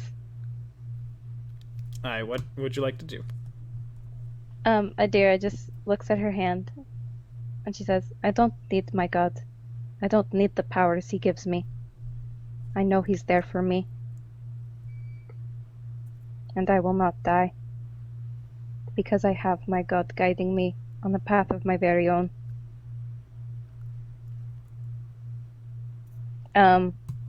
And she's gonna keep walking in the same direction she has been until something. Sure. Stop You her. realize that you're about to walk into a wall, Okay. and you touch it. Alright. Is that your turn? Yep. You only take like 5 feet of movement. Still have a bonus action. I do not know at all what you want me to do. Because Ashes was some bullshit about personal growth.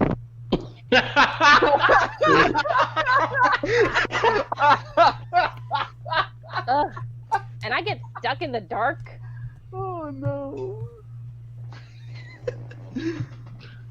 I feel like you're very angry, but you're not saying anything in this world. Well, What do what do you got? It doesn't make sense. What do you got if you don't got your spells? I mean, are you just a wizard for a god? Is that what you are? I thought that you specifically, I mean, your own specific little branch of your how belief close can I came with something tell else. he is to me? What'd you say? How close is he to me?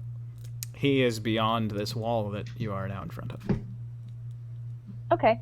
Adira's just gonna take her mace and smash it into the wall. You don't have your mace. You have your warhammer. She'll take that then. Okay, you do, and you hit it, and there is a resounding wang. There's a resounding like thwang, and when you feel at the spot that you just hit, you feel like it's very solid, but you hear a ringing, like an echo, and you hear the same solid noise off to your left, but then off to your right, you hear there is maybe a more crumbly sound. Oh, Okay. I like this. Action heading. You still have movement left. Okay, I think I'm gonna walk to this side. Okay. 1, 2, 3, 4, 5. You get to a corner. And feeling along the wall, you can feel that you're about to be at another new wall. Okay. He continues his small talk with Arden and Ash. Back in the water trial. Can I ask him a question really quick? Oh, yeah. Hey. Yeah, I was just about to skip this part, but what's up? Oh, so like if I hadn't stepped into the fire, because like I was also thinking maybe I need to like sit down and like meditate for spark to come back, or maybe I should just like teleport to you if I could figure out how to do that. Was the fire ever gonna hurt me or no? Well, the fire wasn't ever going to build or anything, but, there might be some stuff in the fire. Ooh, should I go look around the fire? I wouldn't. I would wait. Oh, okay.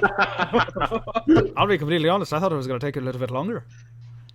I honestly just kind of was like, well, I don't know what else to try. Right. So... No, I mean, you got to try stuff.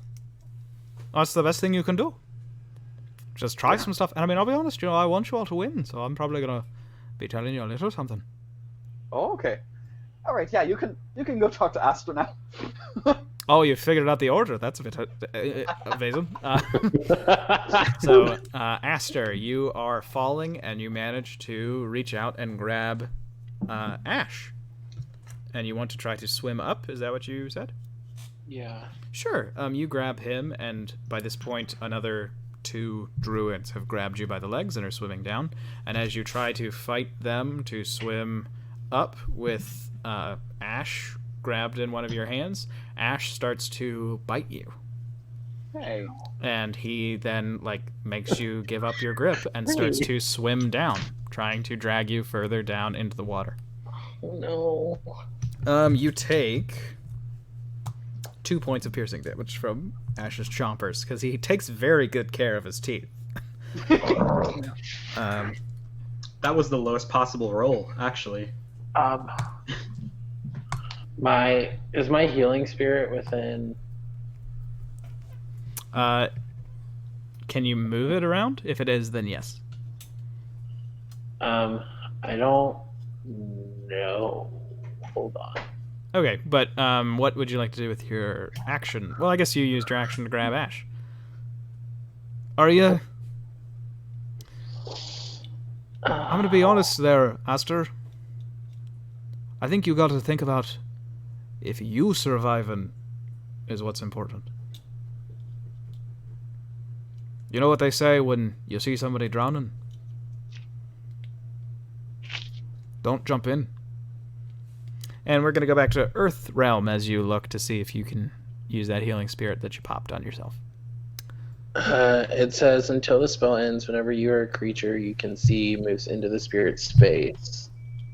Oh, then yeah, right now you are not in its space. Oh. Because whenever I casted it where they would, like, go into it eventually. The three of them would meet. Okay. You are a little bit off to the side and not quite down there yet. And it's only a 5-foot cube, so. Okay. Yeah, I don't think that would be working right now.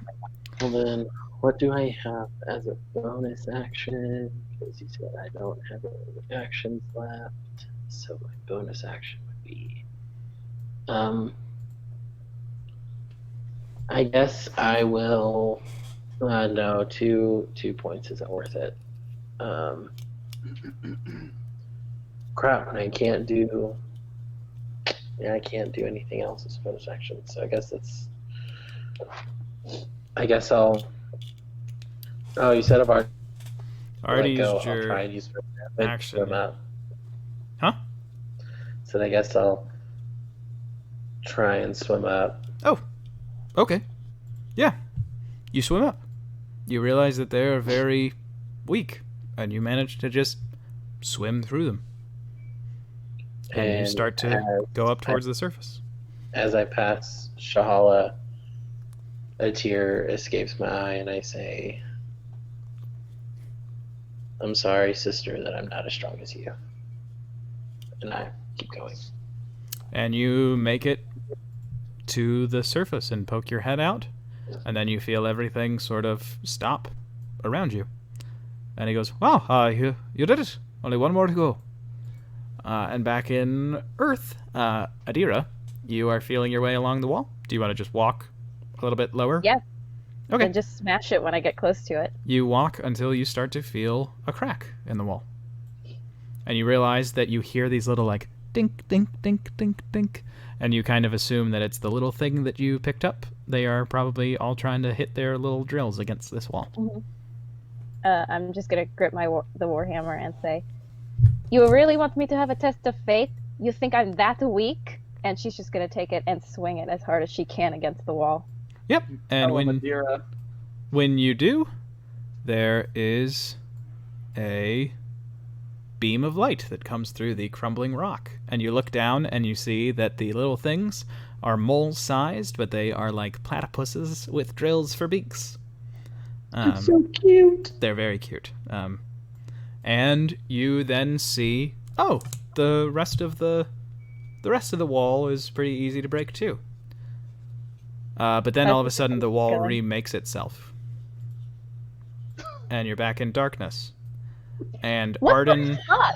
Ash... Why are you making this so much harder for me? Arden, Ash, and Aster, you all are now in a dark room. But all of you can see, even you, Aster. And you look over and you can see Adira about to swing her hammer at a cracked wall. And all of you feel like, I don't have any of my spells. I don't have most of my stuff. I got something swinging on my hip.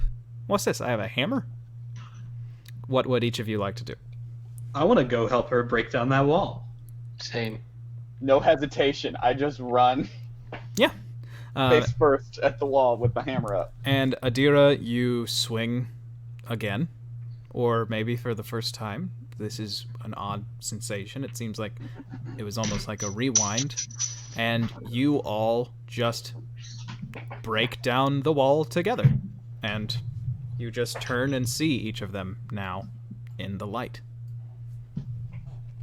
Aster's gonna... Tears are, like, down his face. And he's gonna, like, hug every one of them. And when you hug, you all feel like, oh, we're all touching. And then all of a sudden, you're not all touching. You are all falling in the middle of the air.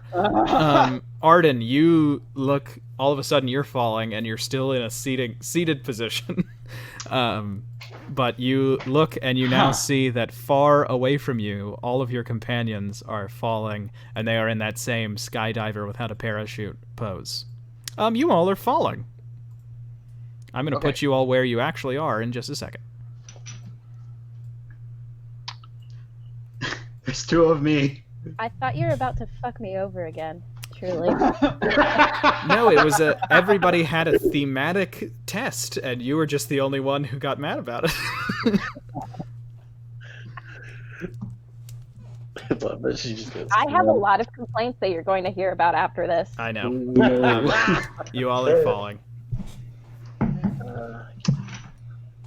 Okay. Has the mask changed at all? No, but those of you who are falling, you can't hear anything. I'm gonna scream over to Adira and Arden and Aster. I'm just gonna scream out, "What do we do?"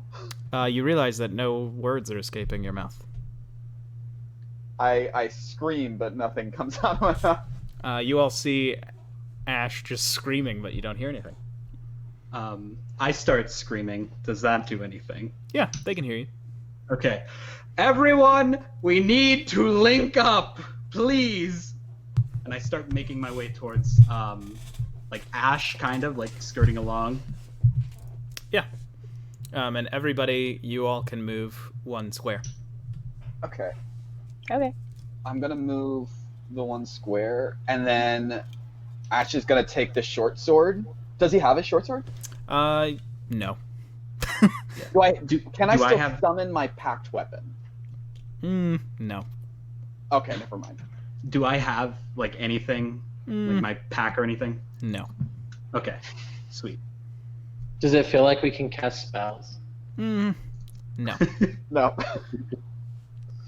It would have been, I don't know, nice to have rules and actual knowledge of what we had on our person and what we could or could not do before this started.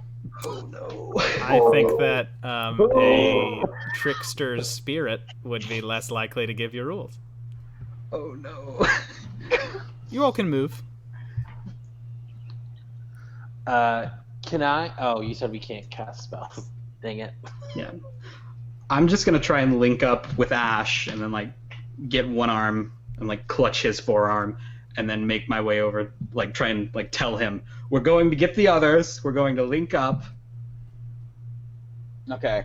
The mask lets you talk. That's the whole... You notice you can't talk?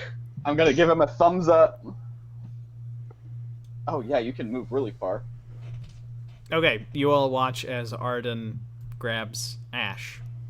And now the two of you together have 2 squares of movement decided upon by Arden, and with Arden can go 4 feet if he chooses to dash. Okay. Or I'm gonna gesture. I'm gonna wave at Arden, and I'm gonna be like, I'm gonna try and gesture for him to throw me at Adira. Can I give Ash the mask? As you reach up to grab it, you cannot take it off. Huh. Okay. Throw you to Adira?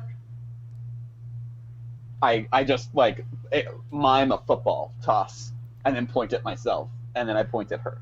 Yeah. I want to, like, point at Adira and point towards Aster, and I want to point at Aster and point towards Adira. Okay, you do that. And I'm just yelling, we're going to meet here! And I try and swing Ash a little bit. Like, I can go there with him, And swing him so that he gets between you and Adira. Yeah, and then make my way here. Yeah, okay. The four of you do link up, and you start to fall a lot slower. And then we're in Fire World.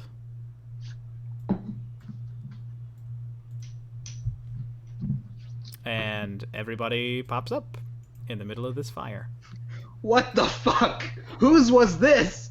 It was mine. I feel like that kind of makes sense, though. Yeah, actually.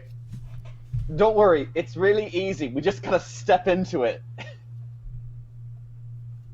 And Ash is gonna step into the fire. Adira looks straight into the camera.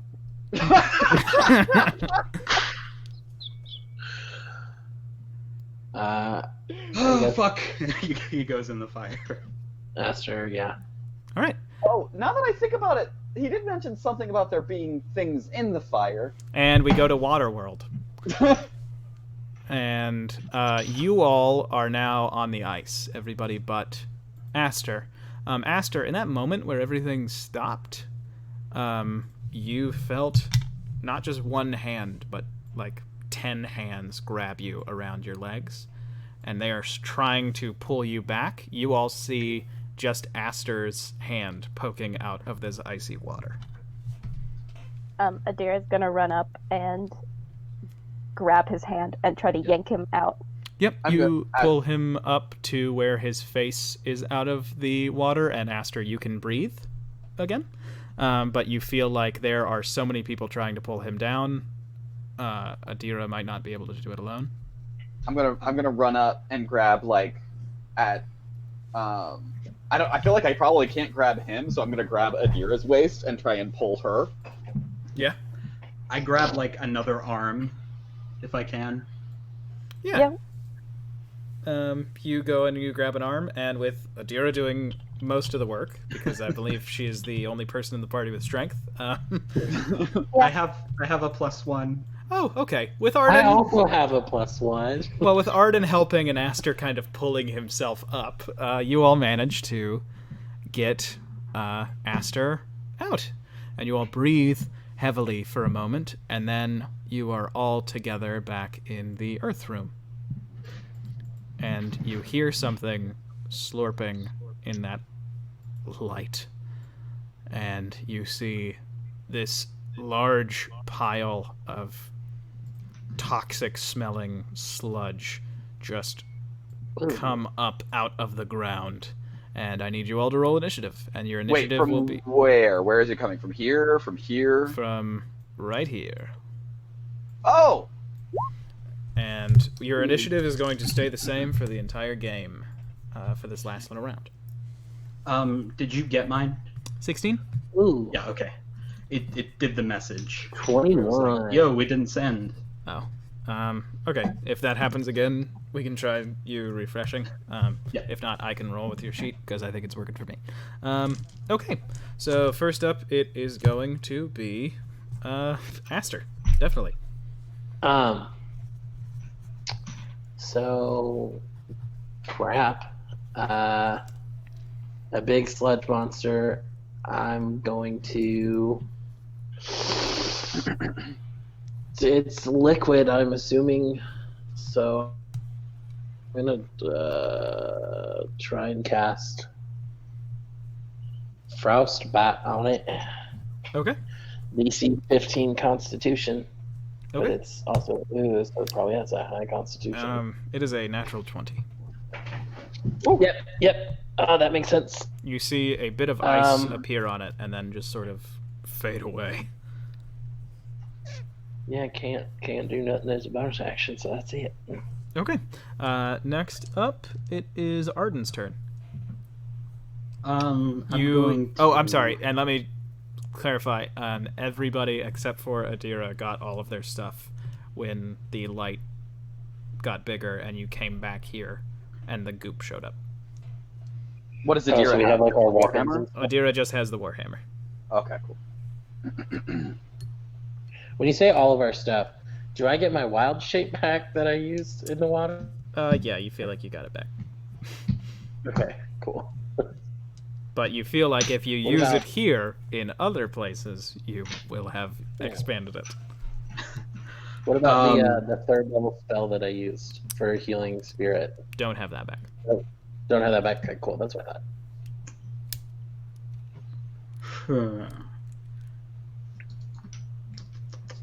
Can I just try and shoot it? Because I don't feel like getting close to it's a good idea yet. Sure, go ahead. Ooh. All right, 9. It just sort of goes through the goop, and the goop just like reforms. Ooh. Is that your turn? That's all I'm gonna do. Okay. Adira, the big pile of slurping, goopy mass, is going to try and lift its arm that drips this sludge onto the ground and try and hit you with it. That is a 9 to hit. Nope. That does not hit. Okay. Next up, Ash. It's your turn. I'm gonna run up next to Adira. Are these little guys doing anything? The little guys? No. They seem to be huddled around Adira. Are they like protecting her, or just do they just like her? It seems like they just like her. All right, I'm gonna run up to the thing and take a couple of slashes at it with the short sword. Sure. Which I don't have on my character sheet. One sec. I'll just roll a d. Can I roll an attack with something else and then? Yeah, the but if you damage do separately? it with the dagger, just subtract 1. Yeah, I'll use my normal dagger to roll. Okay. So 17 to hit. Yeah, and then a d6. A d6. Yeah.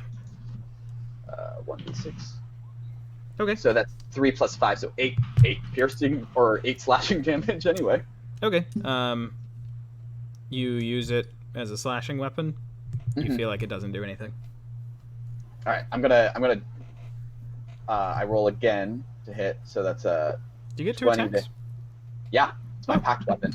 Oh, nice. Okay. Yeah, so I roll again to hit, and a 20 should hit as well. So 20 I does hit. roll. This time I'm just stabbing into it. So 11 piercing damage. Okay, and you feel like that time it did indeed connect. All right. Okay, it's stabbing it works better than slashing at it. Can I use my bonus action to hit it with the knife? If you have it in your offhand, do you already have it in your offhand, do you think? No, I'll use my action to take it out. Bonus action to take it out. Okay, yeah. Yeah. Okay, so you did a total of 11 damage. Okay, then next up, it is Adira's turn. I can do one thing. And you can do it well. Yeah. You lift your Damn. warhammer, and you have your proficiency bonus as well, so that's a 23. And you slam it into it. Can you roll 2d8, please? Jesus. Whoa. Oh yeah. You realize that Ashula Mazdan is definitely with you, as a burst of radiant damage emits from the head of your warhammer upon making contact as you smite this pile of goo. Yeah. Doing a total of 14 damage. The sludge is bloodied. Nice. And it is Aster's turn.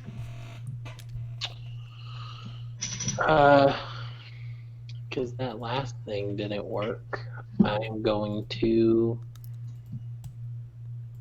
You know what? I'm just gonna thorn whip it. So that's gonna be a +7. Dang it! Do I have that on my? I do. Okay. Oh my gosh! No, that's gonna miss. Well, what was it? It was a 9. Oh, yep, 9 does not do it. 9. Okay. But then I am just going to I want to run up next to Adira. It's like, you're not alone. Okay. Next up, Arden, it's your turn. Okay. Can I switch to my rapier? Would that just be like a free action? Bonus action. Okay. I'll take it. I'm just gonna stab it. Okay. Damn. Oh, All right, you take Montoya and you stab it in, but you feel like you don't connect anything. The miasma of what this thing is. All right. Okay. For the goop's turn, for this big pile of sludge, or I guess, are you gonna do anything else with your action? With your turn? I don't have a bonus action, so I can't do anything. Oh, yeah. It is going to swing one of those arms at Ash. A 19 to hit. oh, yes, sir. Okay. You take... You take 12 bludgeoning damage and 6 acid damage. Oh my. And okay. After that, it is Ash's turn. Ash just like is reeling, and he's like, "Okay, this thing hits really hard. Ow!" And he's gonna stab at it a couple of times just to try to get it a little lower. 16 to hit. 16 hits, 7 damage. Or I guess it would be a d6 instead of a d4. But I'll take it. That's fine. No, go ahead and roll with a d6. D6? Okay. So 4 plus 5, 9 slashing damage. Or piercing damage. Sure. And second attack. 17 to hit. 17 hits. D6, please. And another 9. Okay. Yeah, it is not looking good. Adira, it's your turn. Okay. Adira, Fine. please finish it. Take her warhammer and swing at it yet again, since apparently I have proficiency at it, and I didn't think I would. And when you hit this goop, roll another 2d8, please. Okay. You swing into it, and you feel after you hit it, you like leave your warhammer where you made contact, and you feel the goop that sort of scatters with your hit start to reform, and then that same burst of radiance just emanates from your hammer and like burns up the jelly. You all are back falling through the sky. Only one thing has changed.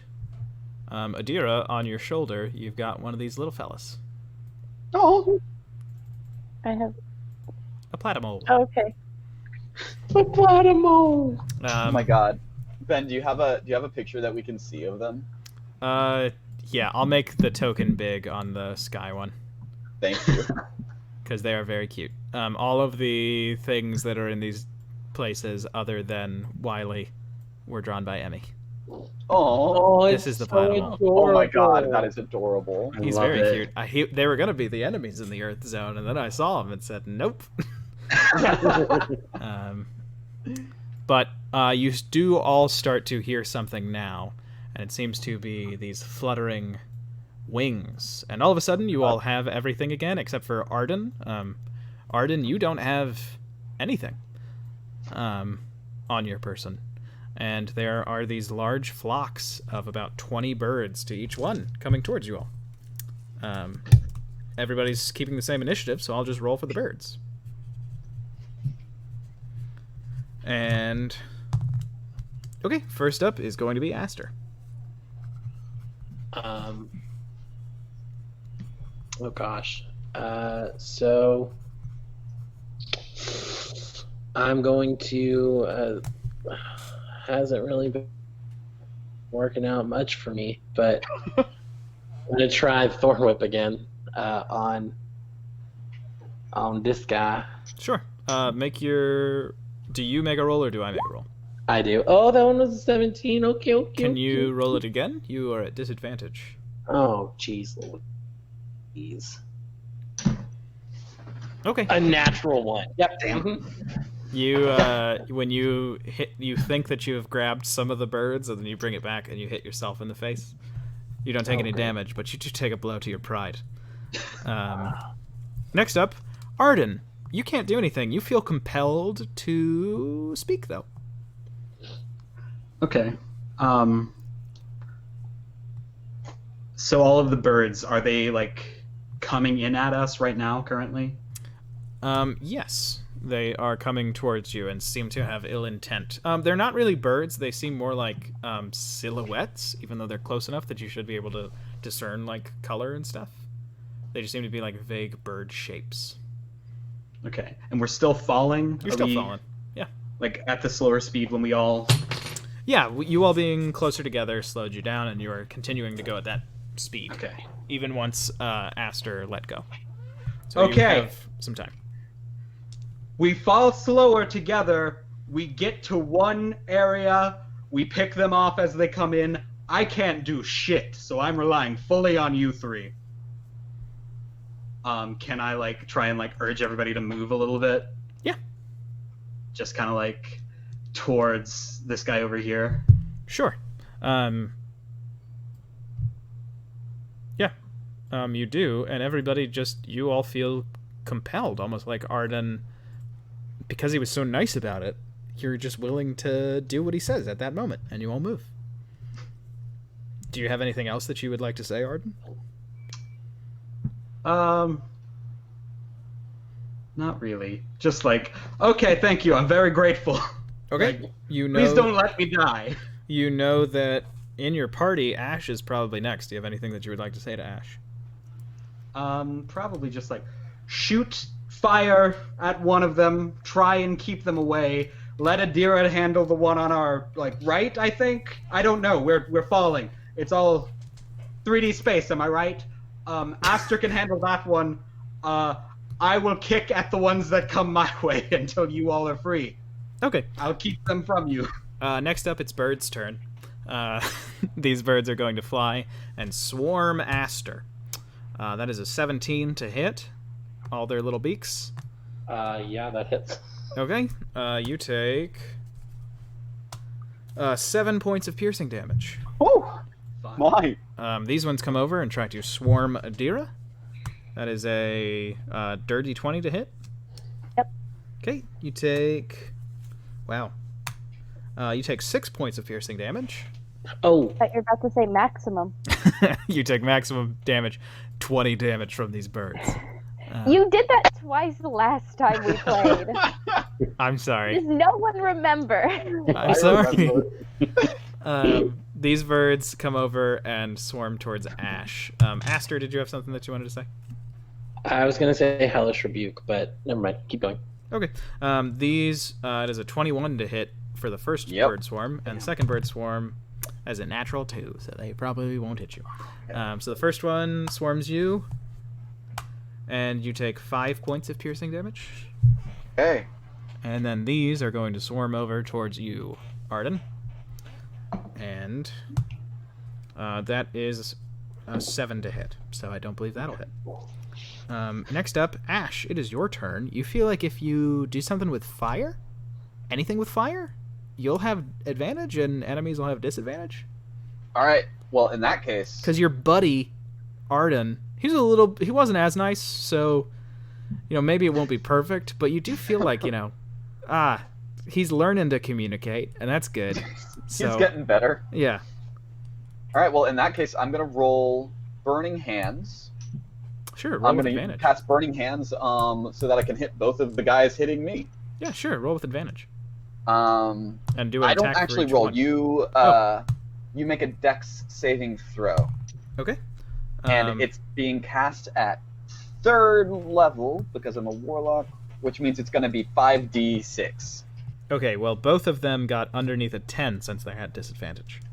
Yeah, they are not going to succeed on that. So I'll roll my 5d6. So 2 more d6. Oh my. Oh, Wow. I feel like these are 1 HP creatures and we're just... You do 21 damage to each of them, Overkill. and you burn up every bird shape in those flocks. Yeah! Fuck yeah! That's your turn? Is it your turn? Yeah, I look over at him and I'm I'm still giving like a holding big thumbs up. Just Okay. I give him two you big did thumbs up. that. It's like the meme. It's like the thing from How to Train Your Dragon. It's like two thumbs up. Adira, it's your turn. You feel like if you do anything just to this specific flock, you will have advantage, and they will have disadvantage. I think she's just gonna swing her warhammer at them then. Okay. 22 hits. You do 3 damage. You take out 3 of the birds. And as a bonus action, she is going to cast Shield of Faith on Arden. Okay. Aw. Arden, you feel a big old shield show up around you. I'm gonna give Adira like a little thank you. Like not even saying it, just like a me really. You can just tell that Adira is like insanely mad, so she's like a quiet mad. And Wiley just says, "Oh, this is a fun game." Aster, it's your turn. I'm going to still at disadvantage, right? You have not been. Sorry. Arden I said did say deal with this get this bird. one. So if you do anything to do with this bird, you will have advantage. All right. So then I'm going to yeah. You know what? I'm gonna frostbite it. So no, I'm gonna thorn whip it because I don't know if it'll have disadvantage on the frostbite. So, oh no, wrong one. Sorry. Nice. Oh, Okay, natural 20. Nat 20. So you just thwip this thing, and you With that, do. Because it was 2d6 plus 1. You do 30 damage. Oh my god. 2d6 plus 1. Yeah, well that's the normal. So then I don't know what It automatically calculated it from the looks of it because it's 2d6 and you rolled a 6 and a 2, and then it was an additional 2d6 that did a 5 and a 1. Wait, how do you see that? If you scroll hover the over number. the numbers. Oh, okay. So I was do- thinking that was like a 9 and a 6 for my things. Okay, cool. You do 15 points of damage, taking out 15 of those birds. There's only 5 birds left. And then Arden, it is your turn. Okay. Aster, you're doing good. Take care of that one. Ash, let all these birds hit me, and then swap with me and fucking kill them. Just burn those birds to death. You got it. Adira, you got those. Smash the fuck out of them. Okay, is that Arden's turn? Smash those fucking birds. Because it's bird time. So the birds are going to attack. He's also being very loud because we're falling, and he doesn't know like if we're falling at the same rate. So it's like just gotta be loud. Yep. Okay, then Aster, the birds attack you. It is only a 10 to hit. I don't believe that hits.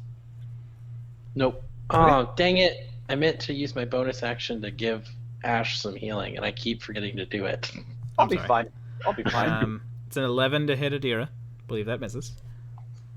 And the one going after Arden, that is an 18. That hits. Okay, you take... These birds are rolling really well on damage. You take 5 points of piercing. Okay. And then Ash, it is your turn. Okay, so I have to use fire again, right? He did not tell you that this turn. You don't feel as Oh. like it's necessary. All right, so I'm gonna do what he said, and I'll switch with him. Okay. And then I will just start hacking at these birds with my short sword. Just like going crazy on them. Do I have advantage or no? You have advantage. Okay. Right. So 9 slashing damage on the first slash. Yeah. And then the second hit is 7 slashing damage. All right, they are bloodied. There are only 4 birds left in that flock. Okay, cool. And then I look over at Aster and I give him another thumbs up. Aster thumbs up back at him. Okay. Next up, it is Adira's turn. I was muted, but the 11 did miss. Adira is going to cast Sacred Flame on the flock of birds in front of her. Nice. Okay. I don't know why I just did a ranged spell attack for some reason, but anyway, it's just you have to do a dex save. Okay. They have disadvantage. 11. It does not save. Okay. They get 2 radiant damage because apparently that's all it rolled. 2 ones. Oh, are you... Yeah. There are 15 birds left in that flock. Great. Okay, that is Adira's turn. Next up, it is Aster's turn. Yeah, I'm just gonna Thorn Whip these things again. Oh, well, actually, no, that's a ranged spell attack, so that would make it a disadvantage. So it should make it a straight roll. I'm gonna Frostbite him. Sorry, I didn't think about that last time. Okay, so you do Frostbite. That is a saving DC throw. 15.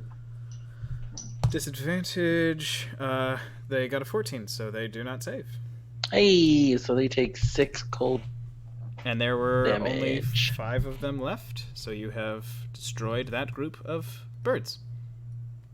And then I'm gonna bonus action give Ash 2 of my Fey pools of energy. So it's gonna be 2d6 plus 2. Okay. If you want to go ahead and roll that while we do Arden's turn. So Same 7 regular plus 2 more. So total 9. Yeah, total of 9. But if you're over, if the 7 gets you to where you're max, Nope. you get 2 temp hit points. Right. No, it did not get me there. I was at half health. Okay, so you got 9 health back. Arden, it is your turn. Okay. Ash, you're doing good. Keep at it. Aster, help out Adira. Adira, I know you got this. And then I want to put a hand on her shoulder and just like smile and give her a thumbs up. Yeah, Adira, you get a d6 of bardic inspiration from your rogue friend. Oh. Oh, cool. And it is Ash's turn. All right. Yeah, I'll just go ahead and slash once again. Where did that go? There it is. And 9 damage. Okay, you hit them and you do 9 damage, and this bird flock is gone. Okay. And I'm just gonna I'm just gonna look over at Spark, who's got his little wings out, and he's like just trying to fly.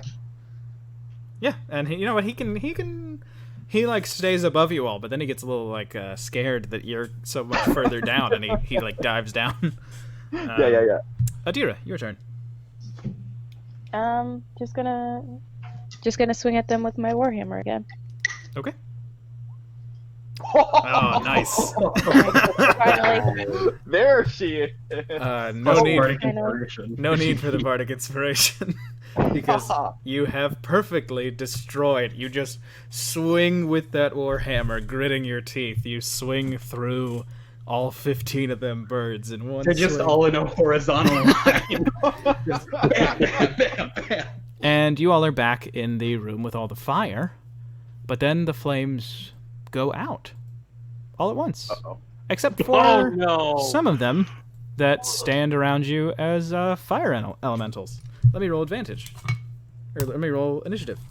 Okay. Oh, there's a lot of them too.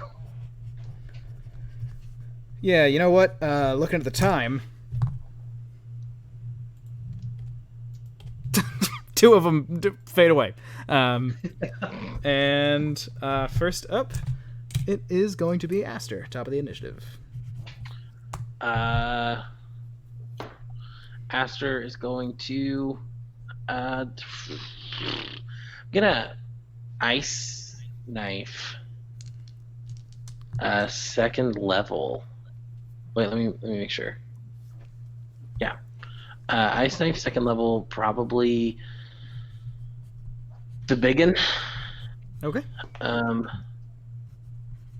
this is just a normal roll now, right? Yeah, it's just a normal attack roll. Okay. So ice knife second level. I don't have it set up for the second level on the click thing, so it would do. Oh, it's a 22. So it's gonna be. I think at higher levels it does. So right now I only have it set up to do 1d10 on a hit. I think at second level it does 2d10 on a hit. Sure, you can just roll another d10. Oh, sorry, no. At second level or higher, the cold damage increases by 1d6. Okay. So Yeah. he has to make a dex saving throw. So it takes the cold. It only takes the cold damage if it fails the saving throw, right? Yes. Okay. Well, it definitely failed. And it actually looks like it already rolled 2d6. Does it do So no, 3? it does the 1d10 for the piercing, and then the d6 is. It starts out at 2d6. Hold on, wait. Let me make sure. Let me double check. Yeah, it's 2d6 cold, and then at second level or higher, Nice. it's 3d6 cold. Okay. So let me add one more d6. Roll another d6. Okay. For 4, so it's 10 points of cold, 5 piercing. You feel as And if then- it does twice as much cold damage as it would naturally do. Oh, nice. So that's 20 points of cold right there. Cool. I'm gonna say, hey, cold seems to hurt it a lot. And then I'm gonna give 2 more of my Fey pools to Adira. Okay. If you want to roll that. Okay, so it does 7 points of Mhm. healing. Okay. Yep. Adira, you gain 7 points back. Thank you. Arden, you're next. Okay. One of these small guys over here. That's like 30 feet away, I think. I'm just gonna try and stab him.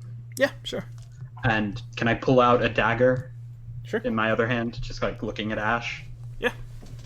Does that cost a bonus action or? It would be. Yeah, it would be. Okay. Where is it? There. Damn. Dang. Okay, yeah, you miss with Montoya. Did That's you it. pull out the dagger? That's all I can do.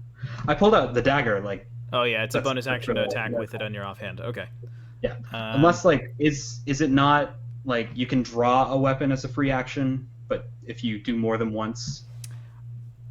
For me, it's a bonus action. Okay. got Sorry, it. that's just how I've always DM'd.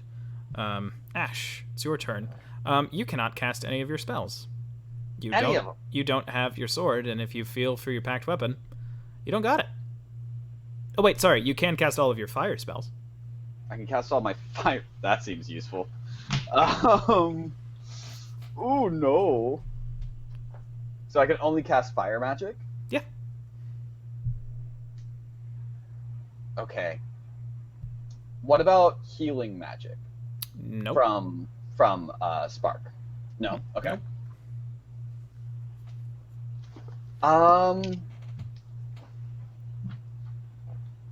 Okay, here's what I'm gonna do. I'm gonna do something a little stupid. But seeing all of these big guys, these 2 big ones over here, I don't want them to attack my friends. So I am going to run over here. Yeah. I'm going to use my action to cast Bonfire on myself and just take out my daggers. Do I still feel like I have that connection with Spark, or is it like earlier? You have your connection to Spark. Yeah, so and then I'm gonna use my bonus action to take out my daggers, and I'm just gonna scream. Sorry, you don't have your daggers. I don't have any weapons. You do not. Okay, well I'm just gonna run out there and scream, "Come and get me!" Sure. Yeah. Okay. Adira, it's your turn. Okay. Don't think she would really think about what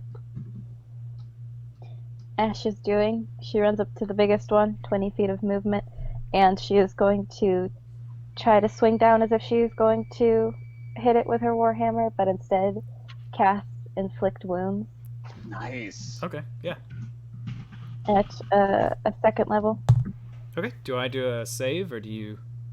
Nope, it's just a... Oh, I kept advantage on. Sorry about that. Okay, a 7 does not hit, unfortunately. Okay. So then she does not hit. Okay. No, not done yet. She is going to cast, as a bonus action, Spiritual Weapon, Nice. and fling it at the giant one in front of her. Does a 16 hit 16 hits. for 8 force damage. Yep. Now she's done with her turn. What is your spiritual weapon again? Her spiritual weapon is probably a mace, just because that was mace, her original alright. weapon. Nice. Okay, it is the fire elemental's turn. The one on top of Adira is going to try and touch her, reach out, grab her. Okay. That is a 10 to hit. Nope. Okay, then it is going to move past you to Ash without moving out of your range. It is going to attack you. A 22 hits Ash. Yep. But when it grabs you, doesn't hurt you. One next to you moves over, attacks you, hits you, doesn't hurt you, hits you again. This one is going to start moving towards Aster, and it reaches out its hand towards Arden and is going to cast a firebolt. That is a 17 to hit, Arden. That hits. Okay, you take 6 points of fire damage, and then it is going to reach you, Aster. And I'm gonna let it hit me. you will let it hit you? Yeah. Okay, then it hits you. And I'm gonna catch Hellish Rebuke. Okay. But my Hellish Rebuke does cold damage. Okay. You take 7 points of fire damage. Oh, jeez. Okay. And I need a DC 15 Okay. dexterity saving throw. It just fails. So then it's gonna take 6 points of cold, but since it takes double that, Yep. it'll be 12 points of cold. Okay. Fire and smoke starts streaming out of it like it's wounded. The one in front of you, Arden, reaches its hand past you and is going to cast a firebolt at Aster. That is a 16 to hit you. Yeah, that one's gonna hit. Okay. You take 8 points of fire damage. 1, 2. And then it is going to try and touch you, Arden. Okay. It is only a 10 to hit. Okay. I have a little bit of echo. Okay, that is the elemental's turn. Next up, Aster. It's your turn again. When he did the Hellish Rebuke, he turned to Ash and gives a thumbs up because he learned it from Ash. And then he's going to turn back to the ones in front of him, and he is going to he's going to do Frostbite because Sure. it's the only cold thing he has. Okay, it failed. That is nice. Hey, so it's going to be 2d6 cold, so 4 doubled to 8. And you see it wither away in front of you. Okay. Is that And your then turn? I want to 5, 10, 15, 20. How much can I move? 30? Yeah, you have 25. 30 total. 30. I want to close this one in. Okay. Next up, Arden, it's your turn. I'm gonna stab it because that's all I know. 25 hits, Okay. 6 piercing damage. Yeah. Plus sneak attack because Aster is within 5 feet. Sure. Oh, Oh, that's just to sneak? Oh no, that's the Yeah. damage. Oh shit. Yeah, that's 3d6. Okay. You slit this thing's non-existent throat, and it is no more. And then cunning action, or not actually. Yeah, cunning action dash to this one. Okay. It's just the image of Aster like, I'm gonna help you, and then he runs up, goes behind it, and I just fucking eviscerate it and run away. Yeah, no, that was a grisly sight for these other fire elementals. Ash, it's your turn. Ash is gonna try.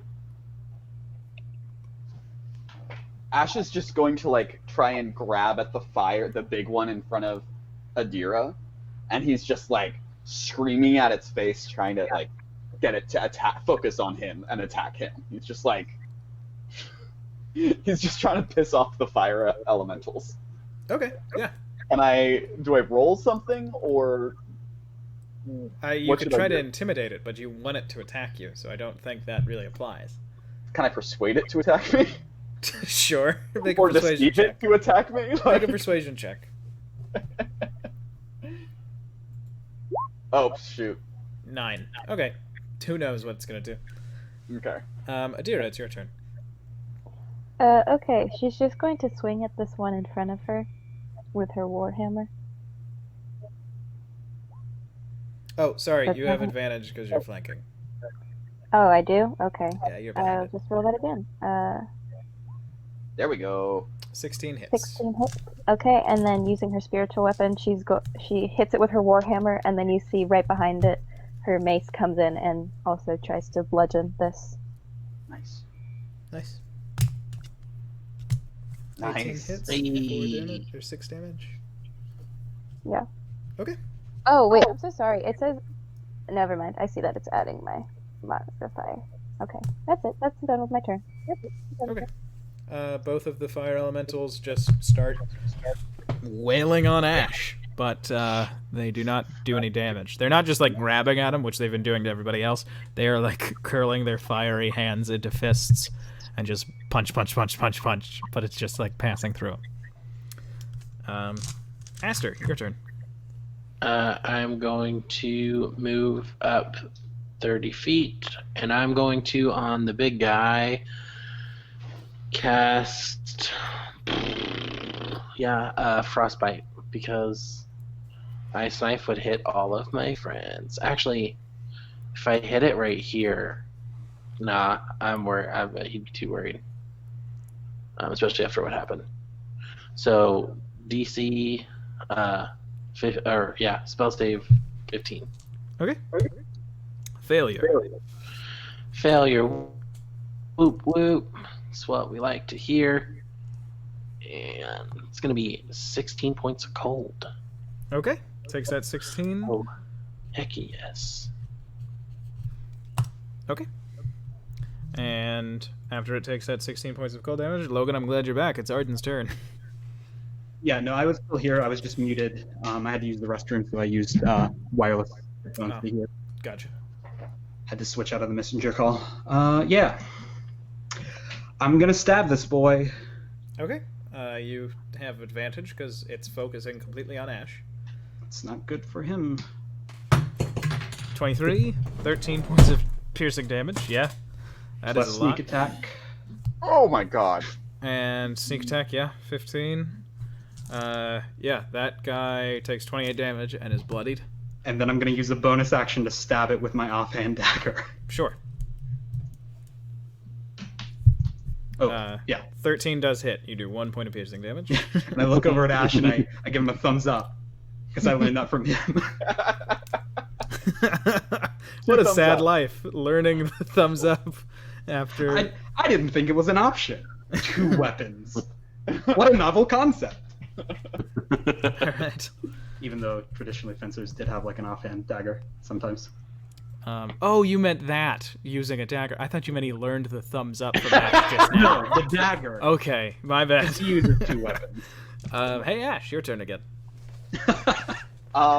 I'm like, everyone's doing a great job, so I'm just gonna keep doing what I was doing before, and I'm just gonna like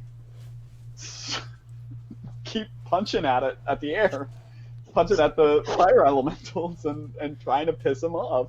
The craziest thing is that you're only like 3 feet tall. Yeah, this big one is just like a specter of fire that reaches like 20 feet up.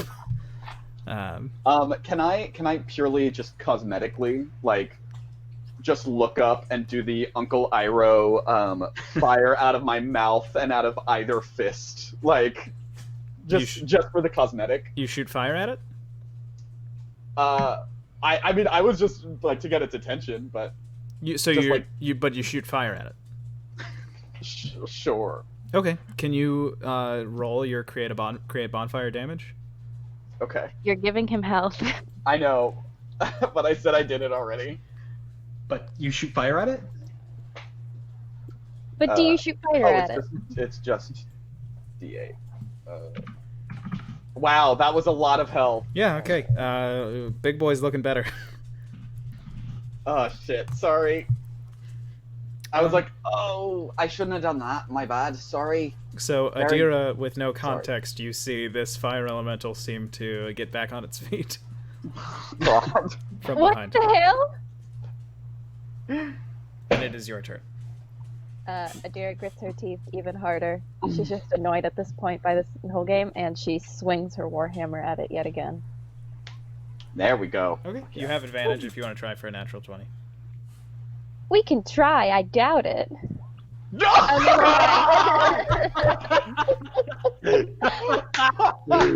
Oh my gosh. Wow, that was beautiful. Yeah, you really clip it.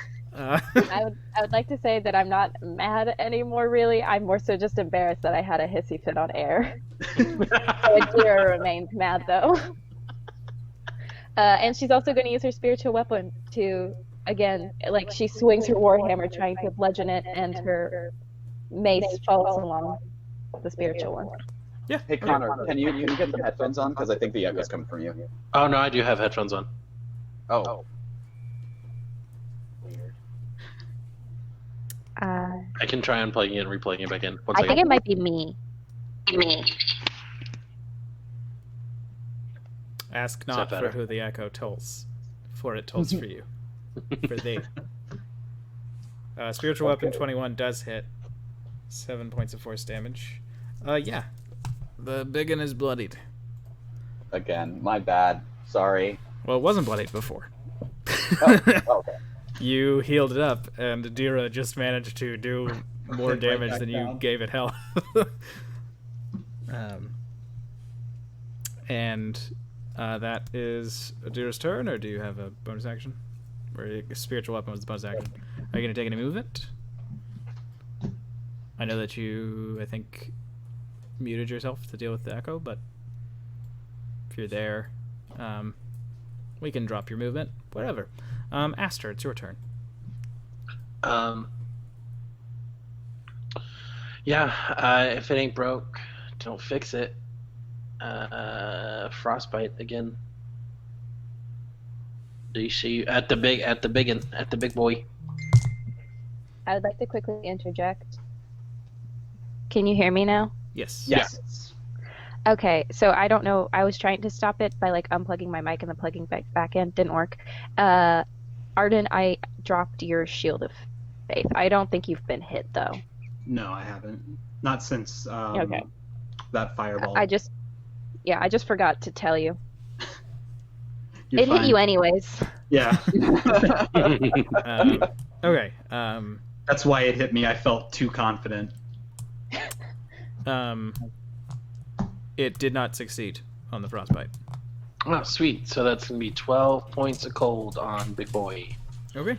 And then I'm going to use my last Fate Pool of Energy on myself because I'm not looking too good. Okay. If you go ahead and roll that. My gosh, are you kidding me? Every time I heal myself, it's never a good roll. Well, you get 4. Four's. No, it's 3 because I only did one. Oh, well, 3 is better than nothing. Next up, Arden, it's your turn. Okay. I'm just gonna attack again. Sure. Let's do it Still- with advantage. Sweet. Yeah, 18 Nice. hits, 9 piercing damage. It is on its last fucking legs. Yeah, and then dagger. Yeah, Nice. you take it down. You have pierced through it, and when you pierce through it, you all see this fire spirit basically just kind of not be okay with being alone. And it sort of goes, and it says something in a language that doesn't exist. It speaks the language of fire. And it says, I surrender. And you're Can I give him a hug before he goes? You do not have time, unfortunately. No. You reach out to hug him, and you're in Ice World. You all have And I just pulled... end up hugging Adira, I guess. You all have pulled Aster out of the water, and you see lumbering at you from across the ice a big frost troll. And it's coming towards you. It's this massive thing with a human-sized body below the chest, but then everything else, it has big-ass shoulders and massive forearms that reach down to the ground, a gnarly face, and you can see peeking out from... Oh, I tapped my mic, I'm sorry. You can see peeking out from its long hair. You see these 3 just piercing eyes. And then he just stops moving. And Wiley says, all right, well, I think we know where this is going, so I guess we can call the game quits. You all are gonna beat it, so... That's, if we're not having fun, I guess we can just, we can call it a stop, and I can give you your rewards. Adira is going to turn to Wiley and say, you think I would doubt my faith in Ashula Mazdan? And she begins to walk towards him. Oh God. With rage in her eyes, and she throws her warhammer over her head, and just as she's about to come down, I think she just hits the stone that he's been laying on. Yeah, you break through it. And when you do, you all are back in this room on the platform, surrounded by all the mist. And you see your buddy Wiley is floating in midair with no rock. Come and face me, you coward! Adira? It's maybe What? Not, it's maybe not the best idea to challenge him. Yeah, I'm not gonna fight you, because that wouldn't be fun for me, and it would be, death for you. So, I'm sorry. I didn't mean to make you feel like I was doubting your faith. I was like, oh, she's got such strong faith, but I guess I'm embarrassed. Nobody's ever broken my chair before. Okay, I guess I'll give you all your rewards. And he claps his hands. And Aster, you gain 1 point in Constitution. Ooh. Arden, you gain 1 point in Wisdom. Okay, sick. Ash, you gain 1 point in Strength. Okay. He looks at you, Adira, and he says, well, I'm sorry, do you still want our deal? You give up just a little bit of your smarts, and you get a little bit more of talking smarts. Adira just sort of lets her warhammer slam into the ground, and she says, yes, I'm sorry for acting out of turn. That's all right. I didn't handle it best myself. You lose 1 point of intelligence and gain 2 points of charisma. Oh, nice. Oh, yeah. Hey. And then he smiles at you all, and Ash, you feel like you have to hold your arms out. I hold my arms out. 4 loaves of soda bread fall into them, like pop into the air and just fall into them. Oh, wow. Arden, I told you I'd give you something. Uh-huh. Close your eyes. Okay. And he closes his eyes. You all watch as both Wiley and Arden disappear. Uh-oh. Arden, you are back in the sky zone, but now you are falling towards a bunch of clouds.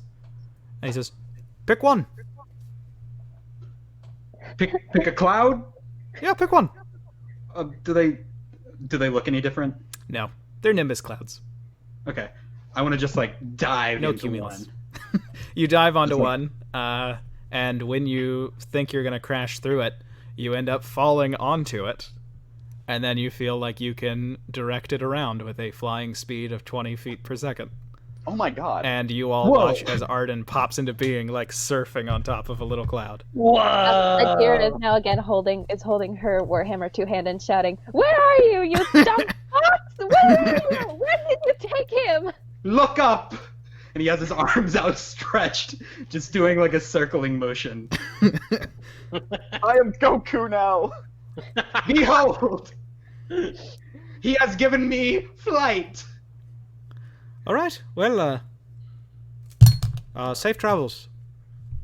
Bye, everybody. And he waves his little paw, and you all are outside of the cave, back in the clearing. And that's where we're going to end tonight's session. All of our party members here gained 3 levels. Whoa. Whoa. So that's What? fun. If you all want to roll health, we can do that now, as we're signing off. Do it live. I just do average most of the time. Yeah, I mean- I'm always very afraid to roll hell. Low levels, it's fun to do Terrifying. average. Yeah. I guess- I'll probably do Adira, it. Adira, what average or roll dice are you doing?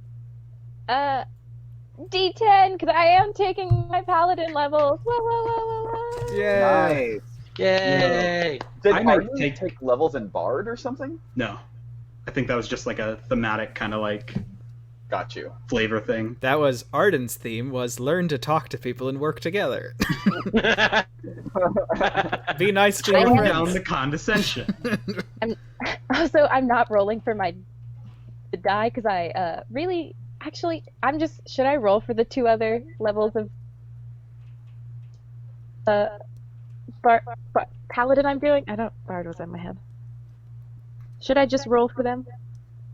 I mean, What does the group I'm think? always terrified of rolling for for levels. Me too. I think I might take a level of fighter. Oh, nice. Oh. Because I think I want him to be a 2-weapon swashbuckler. Nice. Just because if Arden inevitably gets to level 20, the rogue That was one's terrible. not that great. you That's can fine. you can re-roll the 1. We re-roll 1s for health. Oh yeah, that's right. You said we do. Ooh, 3. 9 plus 6, so I get 15 extra. Punch up. Yeah. And are you taking the average for the other one? Yeah, for the first level, yes. Nice. Yeah, so if everybody else is just taking the average, then there we go for health. So hey, thanks for stopping by. Thanks for watching the Sunken World Saga with us. It was a whole lot of fun. And see you all next Monday for the return of the Order of the Lion's Hope. Bye, everybody.